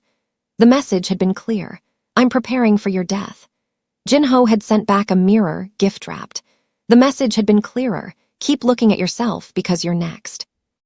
They shook hands like old friends. Choi Min-seo came next, a woman in her 50s who ran the pharmaceutical supply chain and treated human life like a commodity to be priced according to demand. She wore diamonds that had probably been payment for someone's medical debt, and her smile had the warmth of a surgical instrument. Then came the others: Go Tae-young, who controlled the gambling networks; Yoon Sang-min, who specialized in corporate espionage; directors and underbosses and fixers who had built empires on exploitation and called it business. And finally, Hwang De-young, who entered last because men like him always needed to make an entrance. Hwang was Jinho's primary rival, a second-generation crime lord who had inherited his father's organization and spent the past decade trying to prove he deserved it. He was younger than Jinho by 3 years, but acted older, affecting the mannerisms of old-school bosses who believed respect was earned through brutality rather than strategy. He wore a suit that cost more than most cars and an expression that suggested he found everything faintly amusing, including his own capacity for violence. His wife accompanied him, a detail that made Jinho's jaw tighten. Spouses weren't typically included in business dinners, but Hwang had brought Seo-yeon anyway, a calculated provocation disguised as domesticity. She was beautiful in the way that Seoul's elite wives were beautiful, surgically enhanced, expensively maintained, decorative rather than functional.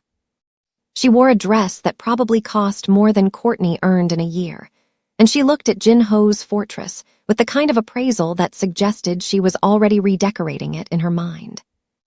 They moved to the dining room at 7:30, taking their assigned seats with the careful choreography of people who understood that seating arrangements were power maps. Jinho sat at the head of the table, Wang at the opposite end, the others distributed according to alliance and rivalry in a configuration that Ms. An had spent 3 hours perfecting. Courtney entered from the kitchen door, carrying the first course. Jinho forced himself not to watch her too closely, not to track her movements the way he had been tracking them for 23 days. But his peripheral vision caught everything. The way she moved along the wall, approaching each guest from their left side exactly as Ms. An had instructed. The way she set down each plate with silent precision, her hands steady despite the weight of the serving tray. The guests didn't look at her. She was staff, beneath notice, part of the furniture that facilitated their comfort. They continued their conversation, small talk about real estate markets and shipping delays, the kind of coded discussion that was really about territory and profit margins. But Wang's wife looked. Seoyeon's eyes followed Courtney as she moved around the table, and something in her expression shifted from boredom to interest. She leaned toward her husband and whispered something Jinho couldn't hear. Wang glanced at Courtney, then away, but the seed had been planted. The first course was consumed with appropriate compliments to the absent chef. Courtney cleared the plates with the same silent efficiency, and Jinho allowed himself to believe that perhaps this would be fine, that she would remain invisible, that the evening would end without incident. Then the second course arrived, and everything started to unravel. Courtney was serving the main dish, some elaborate preparation of beef and root vegetables that the chef had spent 6 hours creating. She had made it around half the table when Kwon Yi-sung, drunk on expensive wine and his own sense of importance, shifted his chair backward just as Courtney was approaching. The chair hit her hip, not hard enough to knock her over, but hard enough to throw off her balance. The serving tray tilted, and for one horrible second Jinho thought everything was going to crash to the floor. But Courtney recovered, her reflexes sharp from years of anticipating disaster. She steadied the tray, adjusted her stance, and continued serving as if nothing had happened. Kwon didn't apologize, didn't even acknowledge what he had done. He just continued his conversation with the man next to him, secure in the knowledge that the help didn't require consideration. Jinho's hands tightened on his chopsticks. He forced himself to breathe normally, to maintain the expression of mild interest he had been wearing all evening. But under the table, his leg was bouncing with barely suppressed rage. Courtney finished serving and retreated to the kitchen. The dinner continued. The guests ate and drank and conducted their coded negotiations, and Jinho participated in all of it while a timer ticked down in his head, counting the minutes until he could end this performance and ensure that Courtney was safe. The third course came and went without incident. Then the fourth. Jinho started to relax, started to believe that they might actually make it through the evening without.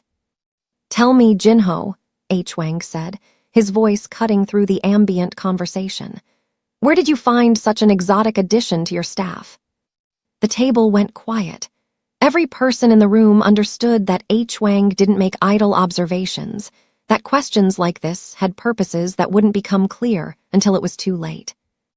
Jinho took a sip of his water, buying time. Through an agency, the same way everyone finds competent staff. Wang smiled, the expression not reaching his eyes. "She's quite striking, don't you think so, darling?" He directed the question to his wife, who perked up like she had been waiting for her cue. "Oh yes, very unusual. You don't often see African women working in domestic service here. I wonder what her story is." "Her story is that she's employed," Jinho said, his tone flat. "Nothing more interesting than that." But Seoyeon wasn't finished. She turned in her seat as Courtney entered to clear the fourth course plates, and this time she addressed her directly. "Excuse me, you there?" Courtney stopped, her professional mask firmly in place. "Yes, ma'am." "What's your name?" Jinho watched Courtney's throat work as she swallowed. "Courtney Tolliver, ma'am." American. Yes, ma'am. How did you end up working for Mr. Da? Seoyeon's tone was light, conversational, but Jinho could hear the trap being set. It must be quite different from what you're used to. I go where the work is, ma'am. Courtney's voice was perfectly neutral, giving nothing away.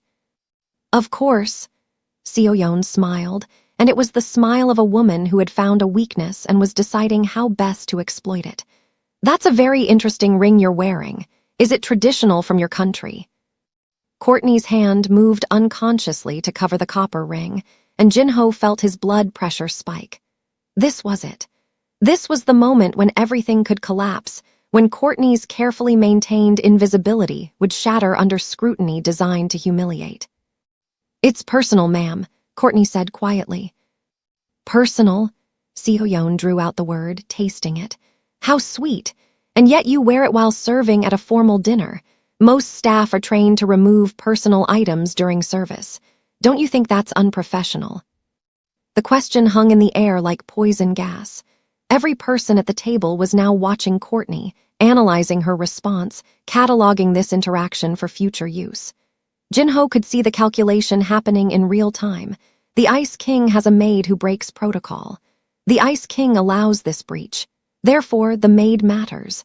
Therefore, the maid is leverage. Courtney met Seoyeon's eyes with a dignity that made Jinho's chest ache. I apologize if my appearance is unsatisfactory, ma'am.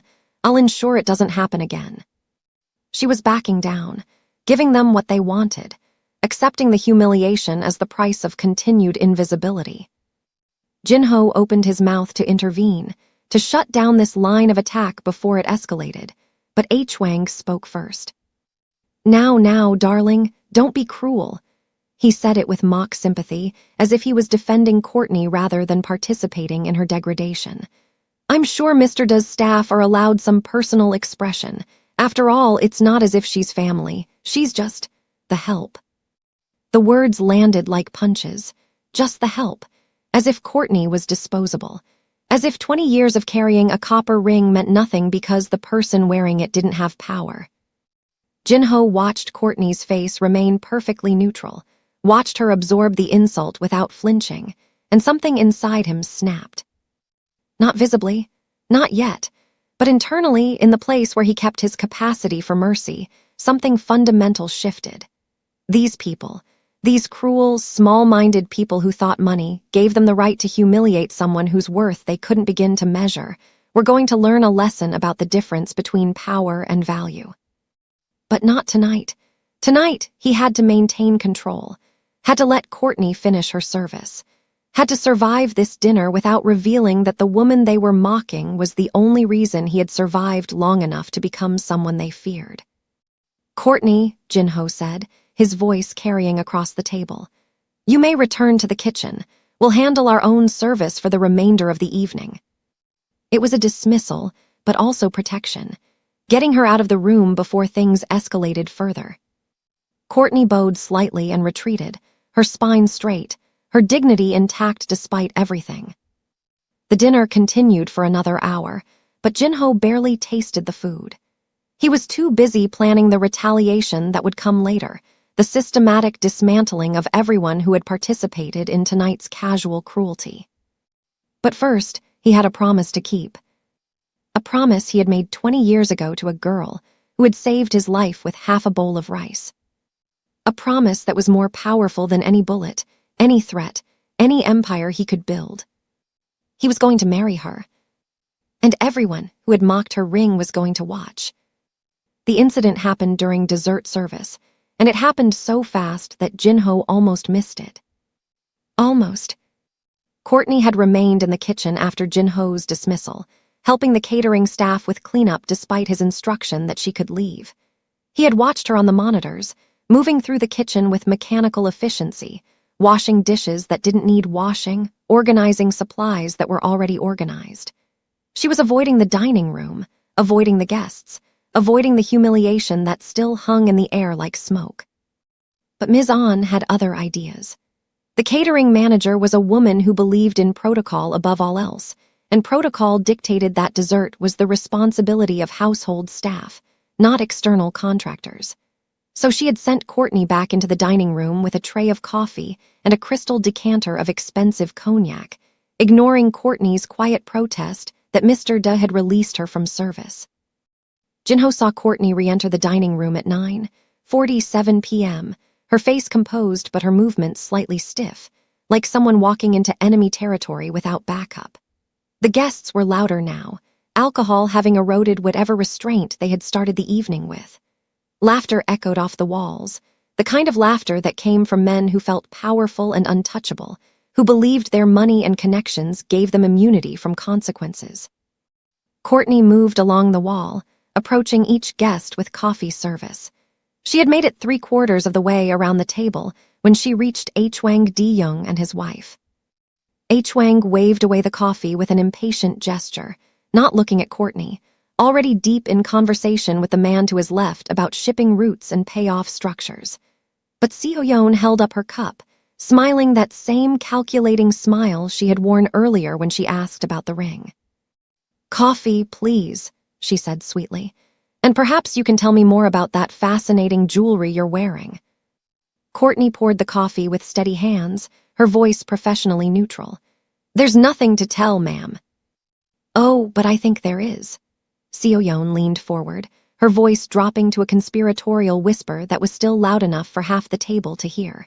"It's quite unusual to see someone wearing such sentimental trash while serving at a formal dinner. Most people would have the good sense to leave their personal items at home, but perhaps you didn't have anywhere safe to store it." The implication was clear.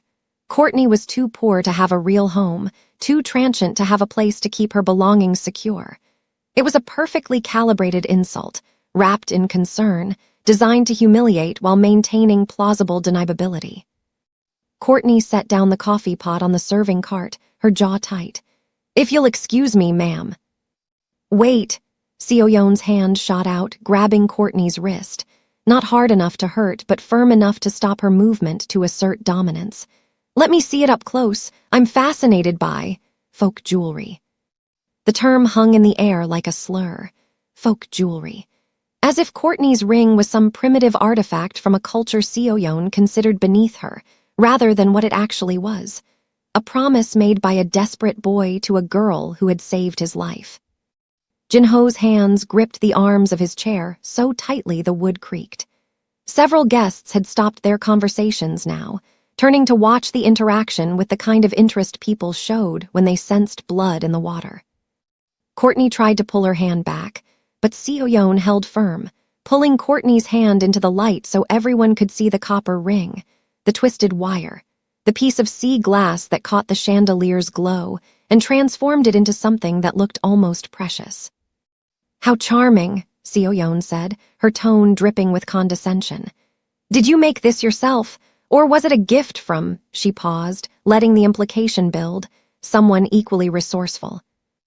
"Ma'am, I really need to." "I'm just trying to understand," Seoyeon continued, her voice taking on an edge now, the pretense of kindness evaporating. "Why someone would wear garbage to work? Why someone would think that a piece of twisted wire and beach trash qualifies as jewelry? Why someone would be so desperate to pretend they're worth something that they'd parade their poverty like it's an accomplishment?" The words landed like physical blows. Jinho watched Courtney's face, watched her absorb each insult with the practiced stoicism of someone who had been surviving this kind of cruelty her entire life. But her eyes showed everything. Pain, rage, and underneath it all, a deep exhaustion with the world's insistence on measuring worth in money rather than meaning. "It was a gift," Courtney said quietly, her voice steady despite the tremor Jinho could see running through her shoulders. "From someone important." "Important?" Seoyeon laughed, and it was the ugliest sound Jinho had heard all evening. "Darling, if they were important, they would have given you real jewelry. Gold, diamonds, something that proved you mattered. This," she gestured at the ring with visible disgust, "this just proves you'll accept scraps and call it love." Something in Courtney's expression shifted. Not anger exactly, but a kind of crystalline clarity, as if Seoyeon had finally said the thing that made everything else make sense. "You're wrong," Courtney said, and for the first time all evening, she didn't add "ma'am" at the end. Seo-yeon's eyes widened, affronted by the absence of deference. "Excuse me." "This ring is worth more than anything you're wearing," Courtney said, her voice still quiet but carrying a weight that made several guests lean forward to hear better. "Because it was made by someone who had nothing and gave me everything anyway. Your diamonds were bought with money you didn't earn from a man who doesn't love you. My ring was made with bleeding hands by a boy who thought I was worth saving. So no, ma'am, with all due respect, you're wrong." The silence that followed was absolute. Jinho stopped breathing. Every person at the table had frozen, watching this confrontation between a wealthy man's wife and a maid who had just committed the cardinal sin of talking back, of asserting her own worth in a space designed to deny it. Seo-yeon's face went through several colors: shock, rage, humiliation, before settling on something cold and calculated. She released Courtney's wrist and stood up so fast her chair scraped backward. "How dare you?" she hissed. "Do you know who I am? Do you have any idea what I could do to you with one phone call?" "I know exactly who you are," Courtney replied, and Jinho could hear 20 years of survival in her voice, 20 years of learning to read people's cruelty like it was her first language. "You're someone who needs other people to feel small so you can feel big. But making me feel small doesn't make you important. It just makes you sad." Wang stood up now, his hand on his wife's arm, his expression thunderous. "Jinho," he said, his voice tight with barely controlled rage. "Your staff just insulted my wife, in your home, at your dinner table. I think an apology is warranted, immediately." All eyes turned to Jinho. This was the moment that would define everything. The moment where he could either maintain his carefully cultivated reputation by disciplining Courtney, by forcing her to apologize to people who had degraded her, by choosing his empire over the girl who had saved him. Or he could burn it all down. Jinho opened his mouth to respond, but before he could speak, Seo-yeon moved. It happened so fast that Jinho's security training was the only reason he saw it at all. Seo-yeon stepped forward as if she was going to say something else, but her foot shot out at the last second, hooking behind Courtney's ankle. Courtney stumbled, her balance already compromised by the serving cart behind her. She tried to catch herself on the table edge, but Seo-yeon's follow-through was too perfect, too practiced. This was not the first time she had used physical intimidation to put someone in their place. Courtney fell. Not hard enough to injure, but hard enough to land on her knees on the marble floor, hard enough that her hand slammed against the table leg, hard enough that the copper ring, the ring she had worn for 20 years, the ring she had kept safe through everything, flew off her finger and skittered across the floor. It rolled in a perfect arc, catching the light, spinning like a tiny prayer, and disappeared into the heating vent in the corner of the room. Gone. The sound Courtney made was barely audible, a small, broken gasp that Jinho felt in his chest like a knife. She scrambled to the vent, dropping to her hands and knees, not caring that she was now on the floor in front of 12 of Seoul's most powerful criminals, not caring that her dignity was in shreds, caring only about the ring. Her ring, their ring. "No, no, no, no, no," she whispered, her hands scrabbling at the vent grate, trying to pry it open with her bare fingers. "Please, please." Seo-yeon stood over her, arms crossed, satisfaction radiating from every line of her body. "How clumsy," she said, her voice saccharine. "I do hope that wasn't irreplaceable, though I suppose garbage can always be replaced with more garbage." Then she said something else, a word Jinho had heard before, a racial slur that had no place in any language, that reduced Courtney's entire existence to the color of her skin and the poverty of her circumstances. She said it clearly, deliberately, with the confidence of someone who believed money had purchased immunity from consequence. The word hit Courtney like a physical blow. Jinho watched her freeze, watched her stop trying to reach the ring, watched her fold into herself like she was trying to become invisible one final time. And something inside Jinho, something that had been carefully controlled and strategically deployed and weaponized into the foundation of his empire, finally, completely, shattered. He stood up. The movement was so abrupt that several guests reached for weapons that weren't there. their instincts recognizing danger even if their rational minds couldn't yet identify its source. "Get out," Jinho said. Wang blinked. "What?" "Get out." Jinho's voice was quiet, but it carried the weight of every kill he had ordered, every enemy he had destroyed, every line he had drawn that no one had survived crossing. "Take your wife, take your insults, take your presence, and leave my home before I forget we're supposed to be allies." "Jinho, you're overreacting." "I'm going to count to 3, Jinho said, and his tone was so devoid of emotion it was somehow more terrifying than shouting would have been.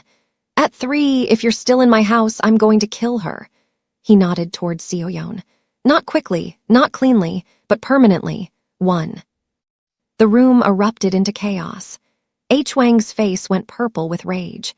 Several other guests stood, either to intervene or to distance themselves from the confrontation.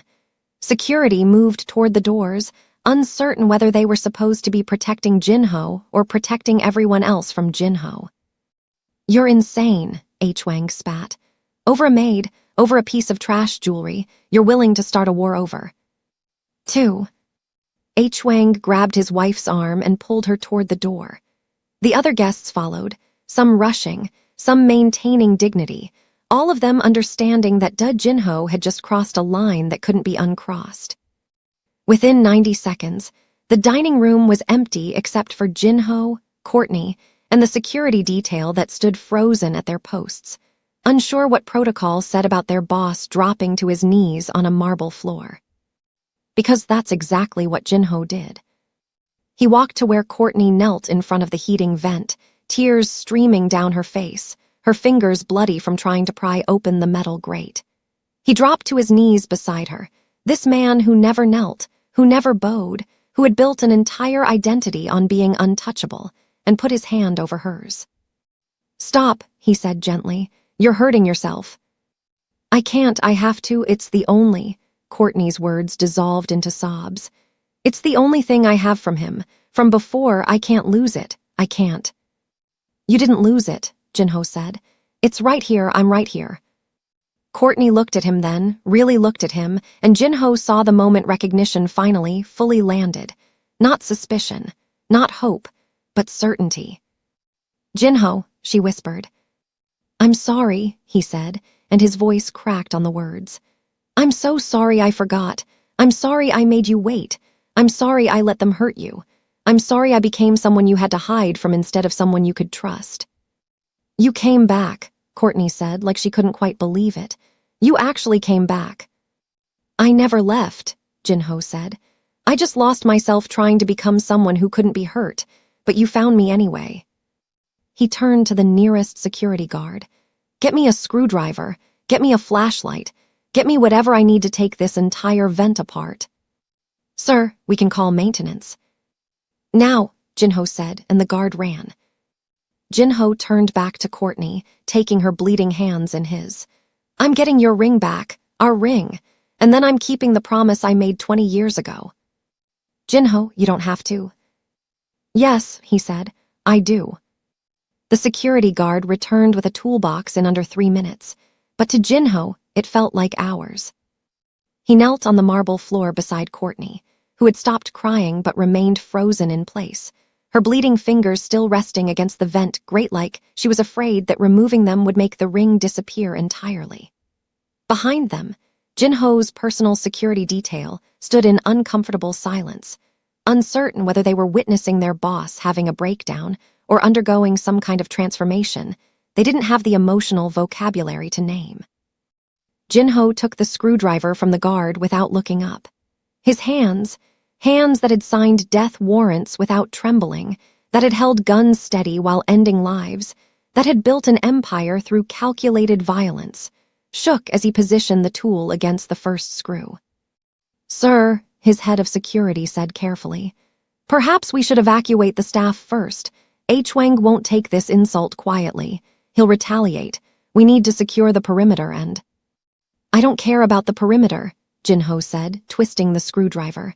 The screw was old, painted over, resistant. "I don't care about Wang. I don't care about retaliation. I care about getting this ring back." "Sir, with all respect, it's just—" Jinho's head snapped up, and the look he gave his security chief made the man take 2 steps backward. Finish that sentence and you're fired. It's not just anything, it's everything. The security chief fell silent. Jinho returned to the vent, working the first screw free with grinding patience. The metal was corroded, the threads stripped from years of paint and neglect. This vent had probably never been opened, had probably never needed to be opened, because who would have imagined that the Ice King of Seoul would someday be on his knees trying to retrieve a piece of copper wire worth less than the screwdriver he was using? The first screw came free.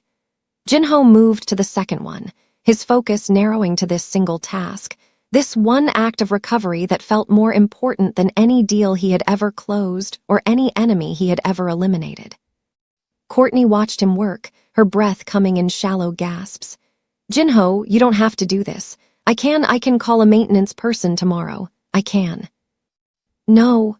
The word came out harder than he intended. He softened his voice.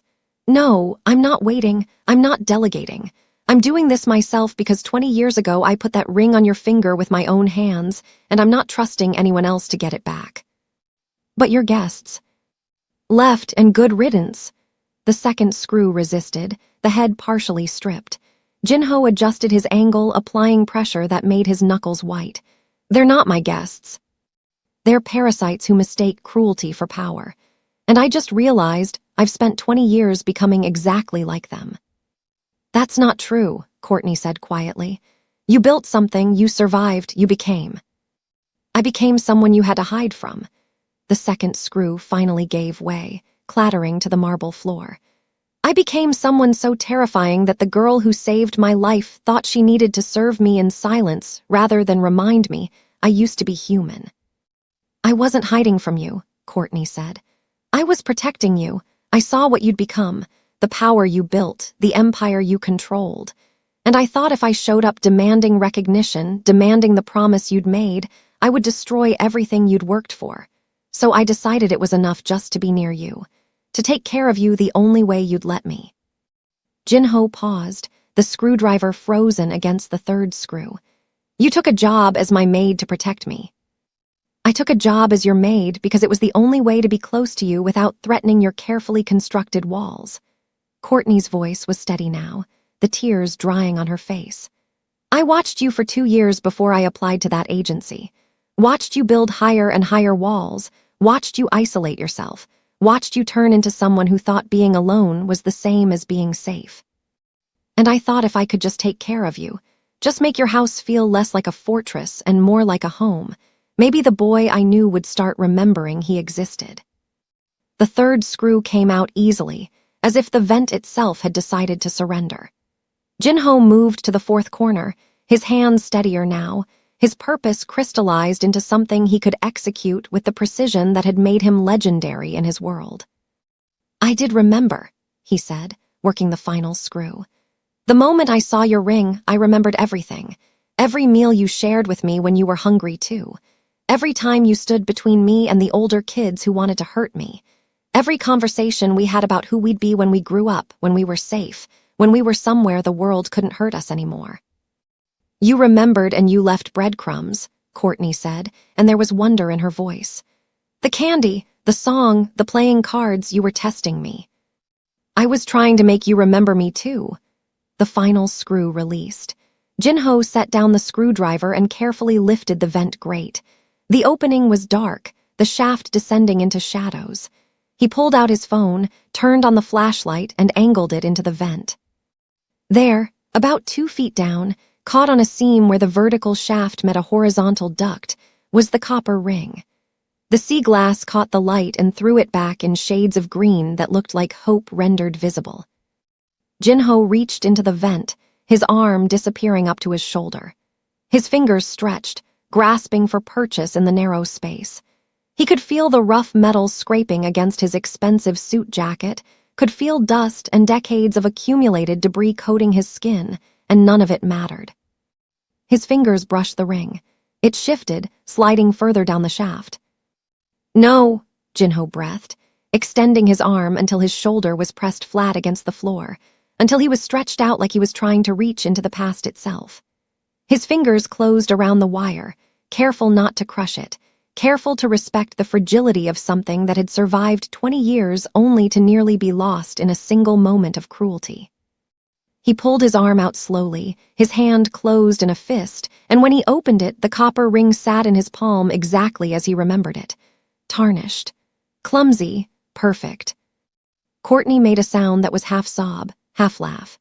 Jinho held the ring up to the light, examining it with the same focus he brought to analyzing contracts worth billions. The wire was twisted in the exact pattern his 13-year-old hands had created.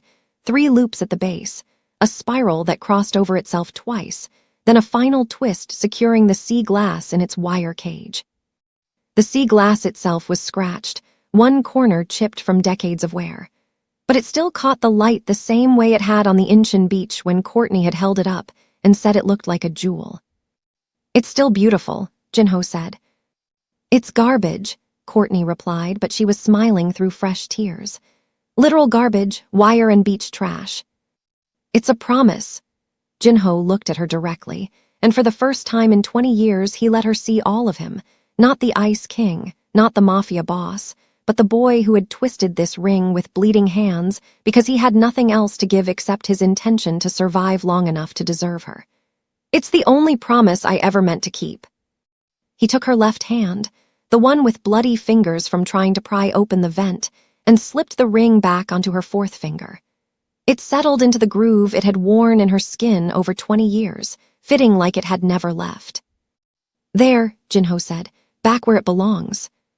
Courtney looked at the ring, then at Jinho, then back at the ring. "What happens now? You just threatened to kill a rival boss's wife over me. You just kicked out everyone who runs Seoul's underworld. You just chose a maid over maintaining the alliances that keep your empire stable." "I didn't choose a maid over my empire," Jinho said. "I chose you over an empire that required me to forget you existed. There's a difference." "Jinho, they'll come after you, after us. H-Wang won't let this stand. None of them will." "Let them come." Jinho stood up, pulling Courtney to her feet with him. "I've spent 20 years building walls to keep everyone out. I'm done hiding. I'm done pretending that power is the same thing as safety. I'm done being the Ice King when all I ever wanted was to be the person who came back for you." Behind them, the security detail exchanged glances. This was unprecedented territory. Their boss, kneeling on the floor over a copper ring, declaring war on his own alliances for a woman he'd never mentioned before tonight. They didn't know how to protect him from this. Didn't know if protection was even what he needed anymore. One of the guards cleared his throat. "Sir, I'm receiving reports that H-Wang's detail is mobilizing. They're calling in reinforcements. It looks like they're preparing for—" "A war," Jinho finished. "I know, I just started one." "Sir, if we're going into conflict, we need to secure the compound, evacuate non-essential personnel, establish defensive positions." Jinho held up a hand, stopping the tactical recitation. He was still holding Courtney's hand, the one with the ring, and he could feel her pulse racing against his palm. "Everyone leaves except essential security, but Courtney stays." "Sir, if she stays, she's a target. They'll use her too."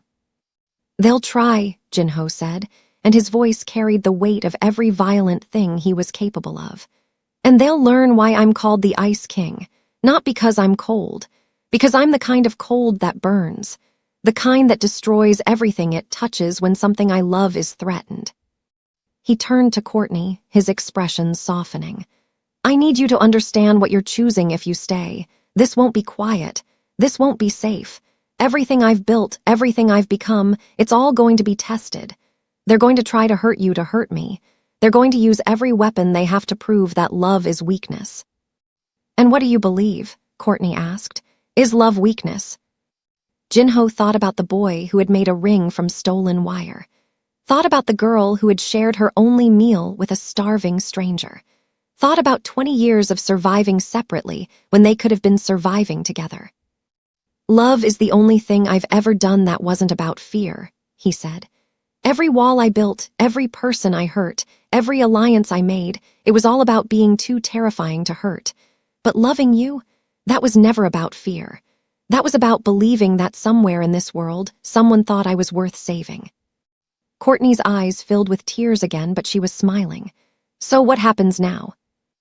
Now, Jinho pulled her closer, and somewhere in the fortress, alarms were beginning to sound as his security systems detected incoming threats. Now I keep my promise. I marry you. Not someday when it's safe. Not after I've neutralized every threat. Now, today, because I've already waited 20 years too long. Jinho, we can't get married in the middle of a war. Watch me. He turned to his head of security. Get me a priest. Get me whatever official needs to be bribed to issue a marriage license in the middle of the night. Get me witnesses who won't run when the shooting starts. Sir, this is insane. This is the sanest thing I've done in 20 years. Jinho looked at Courtney. And his expression was everything the Ice King never allowed himself to show. Vulnerability, hope, desperate love. I built an empire because I thought that's what power looked like. But you shared your rice when you were starving. You wore my trash ring for 20 years. You came back for me even when I'd become a monster. That's power. That's the empire I should have been building all along. Outside, the first shots were fired. The security system registered impacts on the perimeter wall, warning shots, probably, meant to announce H. Wang's intentions before the real assault began. Inside, Jinho stood in his dining room, holding hands with a woman wearing a copper ring. And for the first time in 20 years, he felt like the boy who believed promises were more powerful than bullets. So, he asked, will you marry me again, properly this time? Courtney looked at the ring on her finger, then at Jinho, then at the security details scrambling to defensive positions as the world outside prepared to tear them apart. Yes, she said, but only if you promise one thing. Anything. Promise me you won't forget again. Promise me that no matter how big the empire gets, no matter how many walls you build, you'll remember that the boy who made this ring is more important than the king who rules Seoul. Jinho pulled her into his arms, holding her like she was the only thing tethering him to his humanity. I promise, he said, and this time I'm not forgetting, even if I have to burn down everything I built to remember. Jinho just risked his entire empire to protect a piece of wire and the woman who wore it. Would you have gone that far, or would you have stayed safe in your seat? If you would choose love over power, subscribe and tell us. Love is the real empire. Courtney tried to leave at 3:47 a.m., and Jinho caught her in the hallway with a single duffel bag and guilt written across her face like a confession. The firefight had ended 2 hours earlier, not because anyone won, but because both sides had exhausted their initial ammunition and rage, retreating to regroup and plan more strategic assaults. Jinho's fortress had held, the reinforced walls and automated defenses doing exactly what he had paid obscene amounts of money to ensure they would do. But the message had been received on both sides. This was no longer a business dispute. This was personal. This was war. 13 security personnel had been injured, none fatally. The exterior walls bore scars from bullets and small explosives. 3 armored vehicles had been disabled in the driveway, and somewhere in Seoul, H. Wang Diyong was either planning Jinho's murder or his own defense, depending on which of them moved faster. Jinho had spent the past 2 hours in his command center, coordinating with his network, calling in favors, repositioning assets, and preparing for a conflict that would reshape Seoul's underworld regardless of who survived it. He had sent Courtney to one of the interior guest rooms, the safest location in the compound, reinforced and windowless, with instructions to rest while he handled the tactical response. She had nodded, said she understood, promised she would stay put. And now, she was trying to disappear into the pre-dawn darkness, with everything she owned compressed into a single bag. Jinho stood at the end of the hallway, still wearing his torn and dust-covered suit from the dinner, and felt something crack open in his chest that he had been trying to keep sealed. Where are you going? His voice was quiet, but it carried. Courtney froze, her hand on the service entrance door. She didn't turn around immediately, and Jinho could see her shoulders rise and fall with a breath that looked like it hurt. Away, she said finally. Somewhere they can't use me against you. There is nowhere they can't reach you if they want to. Jinho walked toward her slowly, each step measured. My enemies have networks in every city, every country. If you run, you'll just be alone when they find you. But if I stay, I'm a target you have to protect. Courtney turned around, and her face was composed, but her eyes betrayed everything: fear and love, and the exhausted pragmatism of someone who had spent her whole life making herself small to survive. Jinho, I came back to take care of you, not to destroy everything you built. This war, it's because of me, because I wore this ring, because I didn't have the sense to stay invisible. This war is because of me, Jinho said, stopping 3 feet away from her. Because I forgot who I was. Because I built an empire on fear instead of finding the people who made me human. Because I let you clean my house for 3 weeks while I watched you on monitors instead of having the courage to say, I remember. I never stopped remembering. I just didn't know how to be both the boy who made you that ring and the man who keeps himself safe. You can't be both, Courtney said, and her voice broke on the words. That's what I realized tonight. The boy who made this ring would never have become the Ice King. And the Ice King can't survive if he lets himself love someone the way that boy loved me. So I'm choosing for you. I'm leaving so you can go back to being the man who doesn't have weaknesses they can exploit. No, the word came out harder than Jinho intended. He closed the distance between them, taking her shoulders in his hands, not restraining, just grounding. You don't get to choose my survival over your presence. You don't get to decide that I'm better off alone. I spent 20 years alone, Courtney. 20 years building walls and eliminating threats and convincing myself that safety meant never needing anyone. And I was dying. Slowly. In a fortress full of everything, except the one thing that mattered. Jinho, when I saw your ring on that surveillance footage, when I realized you were the girl from the orphanage, I felt something I hadn't felt in 2 decades. Hope. His grip on her shoulders tightened slightly. Not hope that I could acquire more power or eliminate more enemies. Hope that maybe the boy I used to be wasn't completely dead. That maybe there was still a version of me that could eat stolen candy and make promises and believe that copper wire was enough if it came from the right hands. Courtney's eyes were wet now, tears tracking down her face in the dim hallway light. But that boy can't survive in your world. You know that. You became the Ice King because the world you operate in kills boys like him. Then maybe I need to operate in a different world. Jinho released her shoulders and reached into his pocket, pulling out something he had retrieved from his office before coming to find her.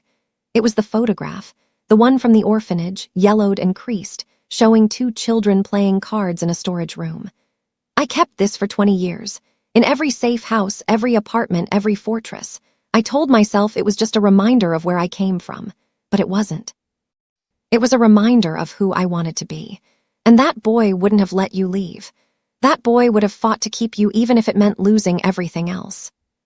That boy didn't have everything else to lose. Courtney's voice was barely a whisper. That boy had you, and he thought that was everything. Jinho took her hand, the one with the copper ring, and held it between both of his. I spent 20 years acquiring power, and all it did was make me powerful. But you shared your rice with a starving stranger, and that made you rich in ways I'm only now beginning to understand. You're romanticizing poverty, Courtney said, but there was no heat in it. We were hungry, we were scared, we survived, but it wasn't beautiful. No, Jinho agreed, but we survived together, and somewhere between then and now, I forgot that survival isn't the same as living.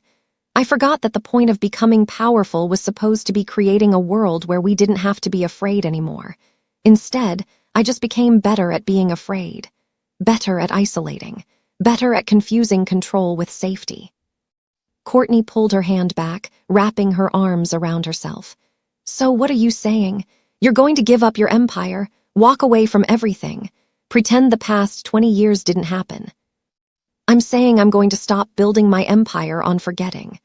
Jinho ran a hand through his hair, exhaustion finally catching up with him. I'm saying I'm going to find a way to be both the boy who made promises and the man who keeps them. I'm saying I don't know how to do that yet, but I want you to help me figure it out. Jinho, I'm a maid. I clean houses and stay invisible. I don't know how to help you run a criminal empire. I don't need help running an empire. Jinho stepped closer again, and this time his voice was soft, almost pleading. I need help being human. I need someone who remembers that I used to laugh. That I used to steal candy just for the thrill of it.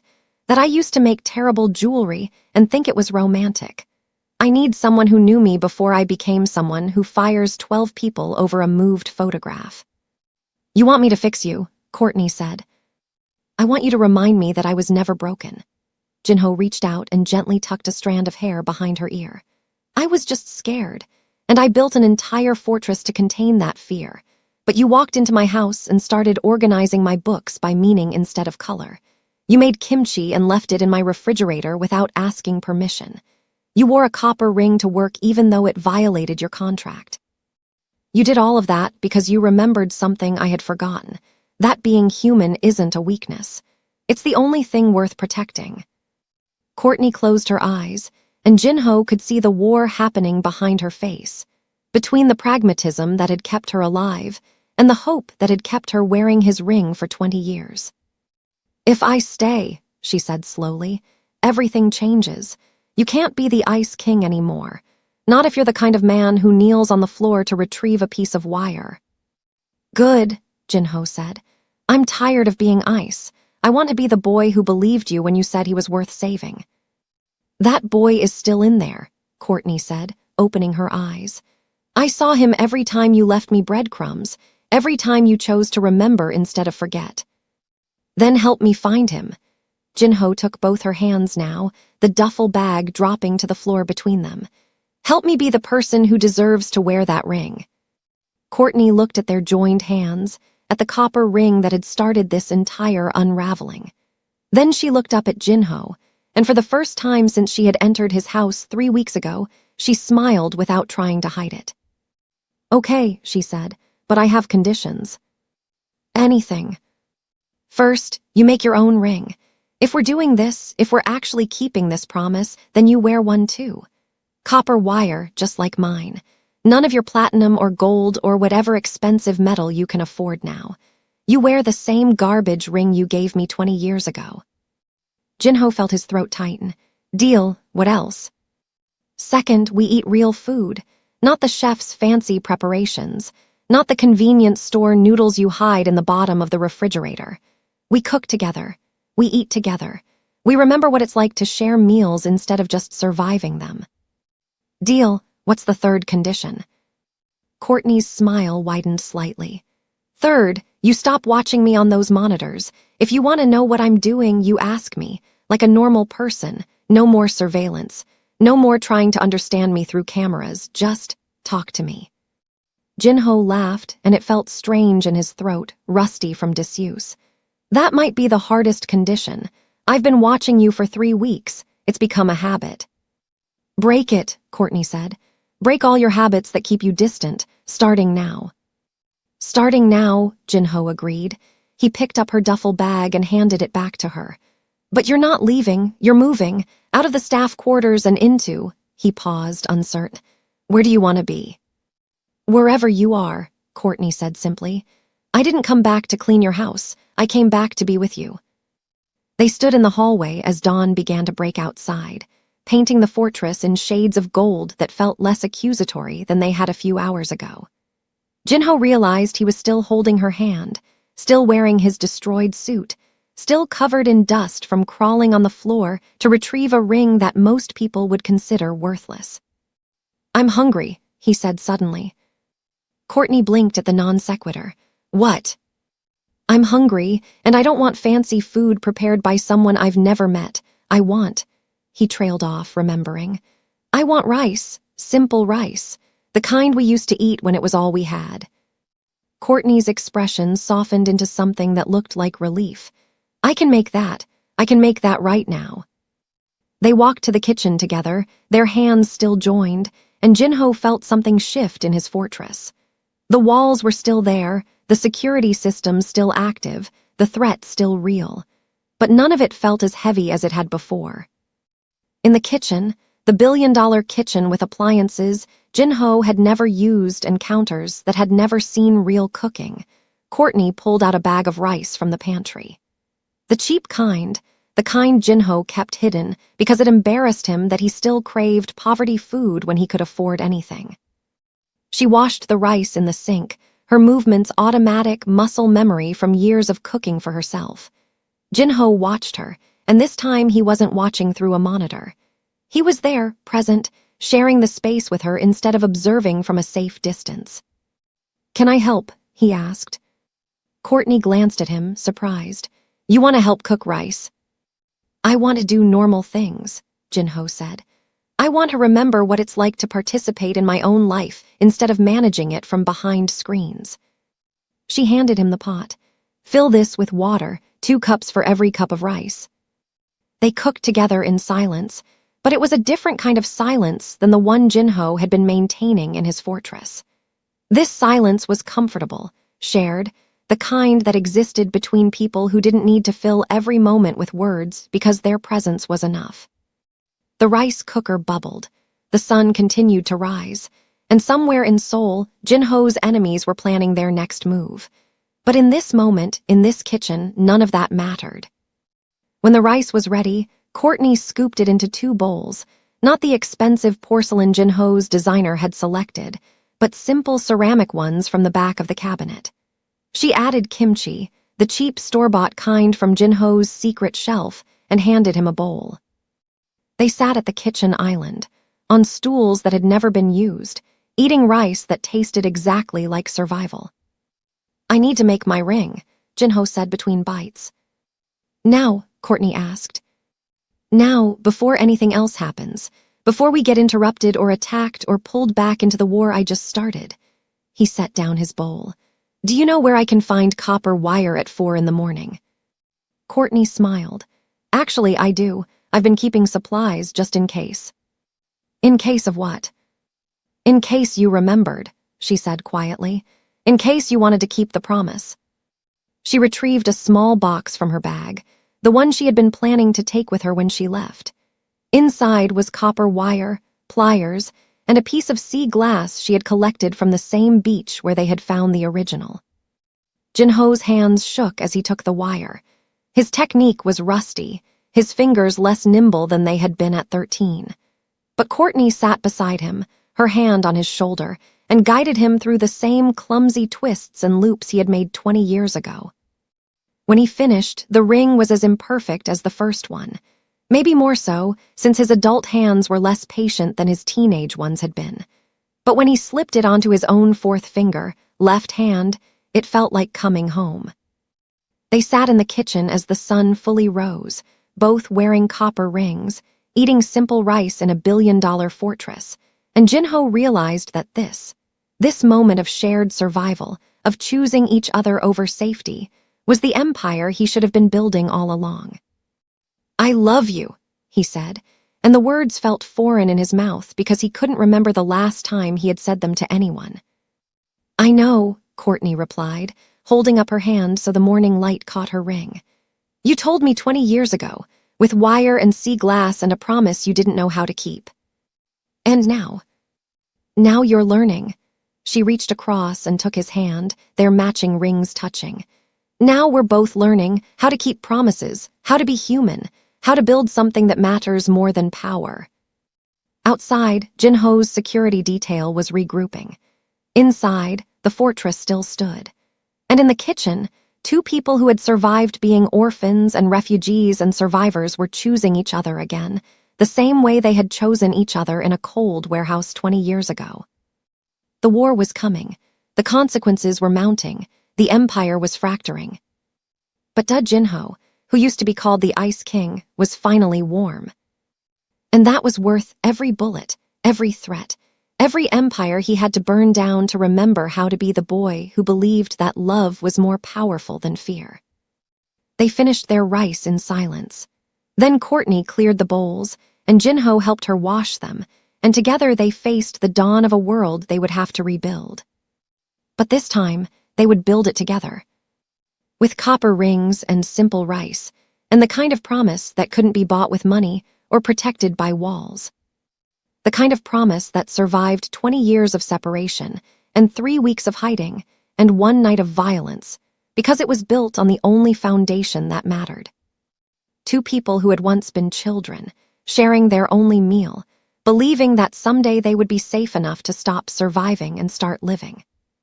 That someday had finally arrived.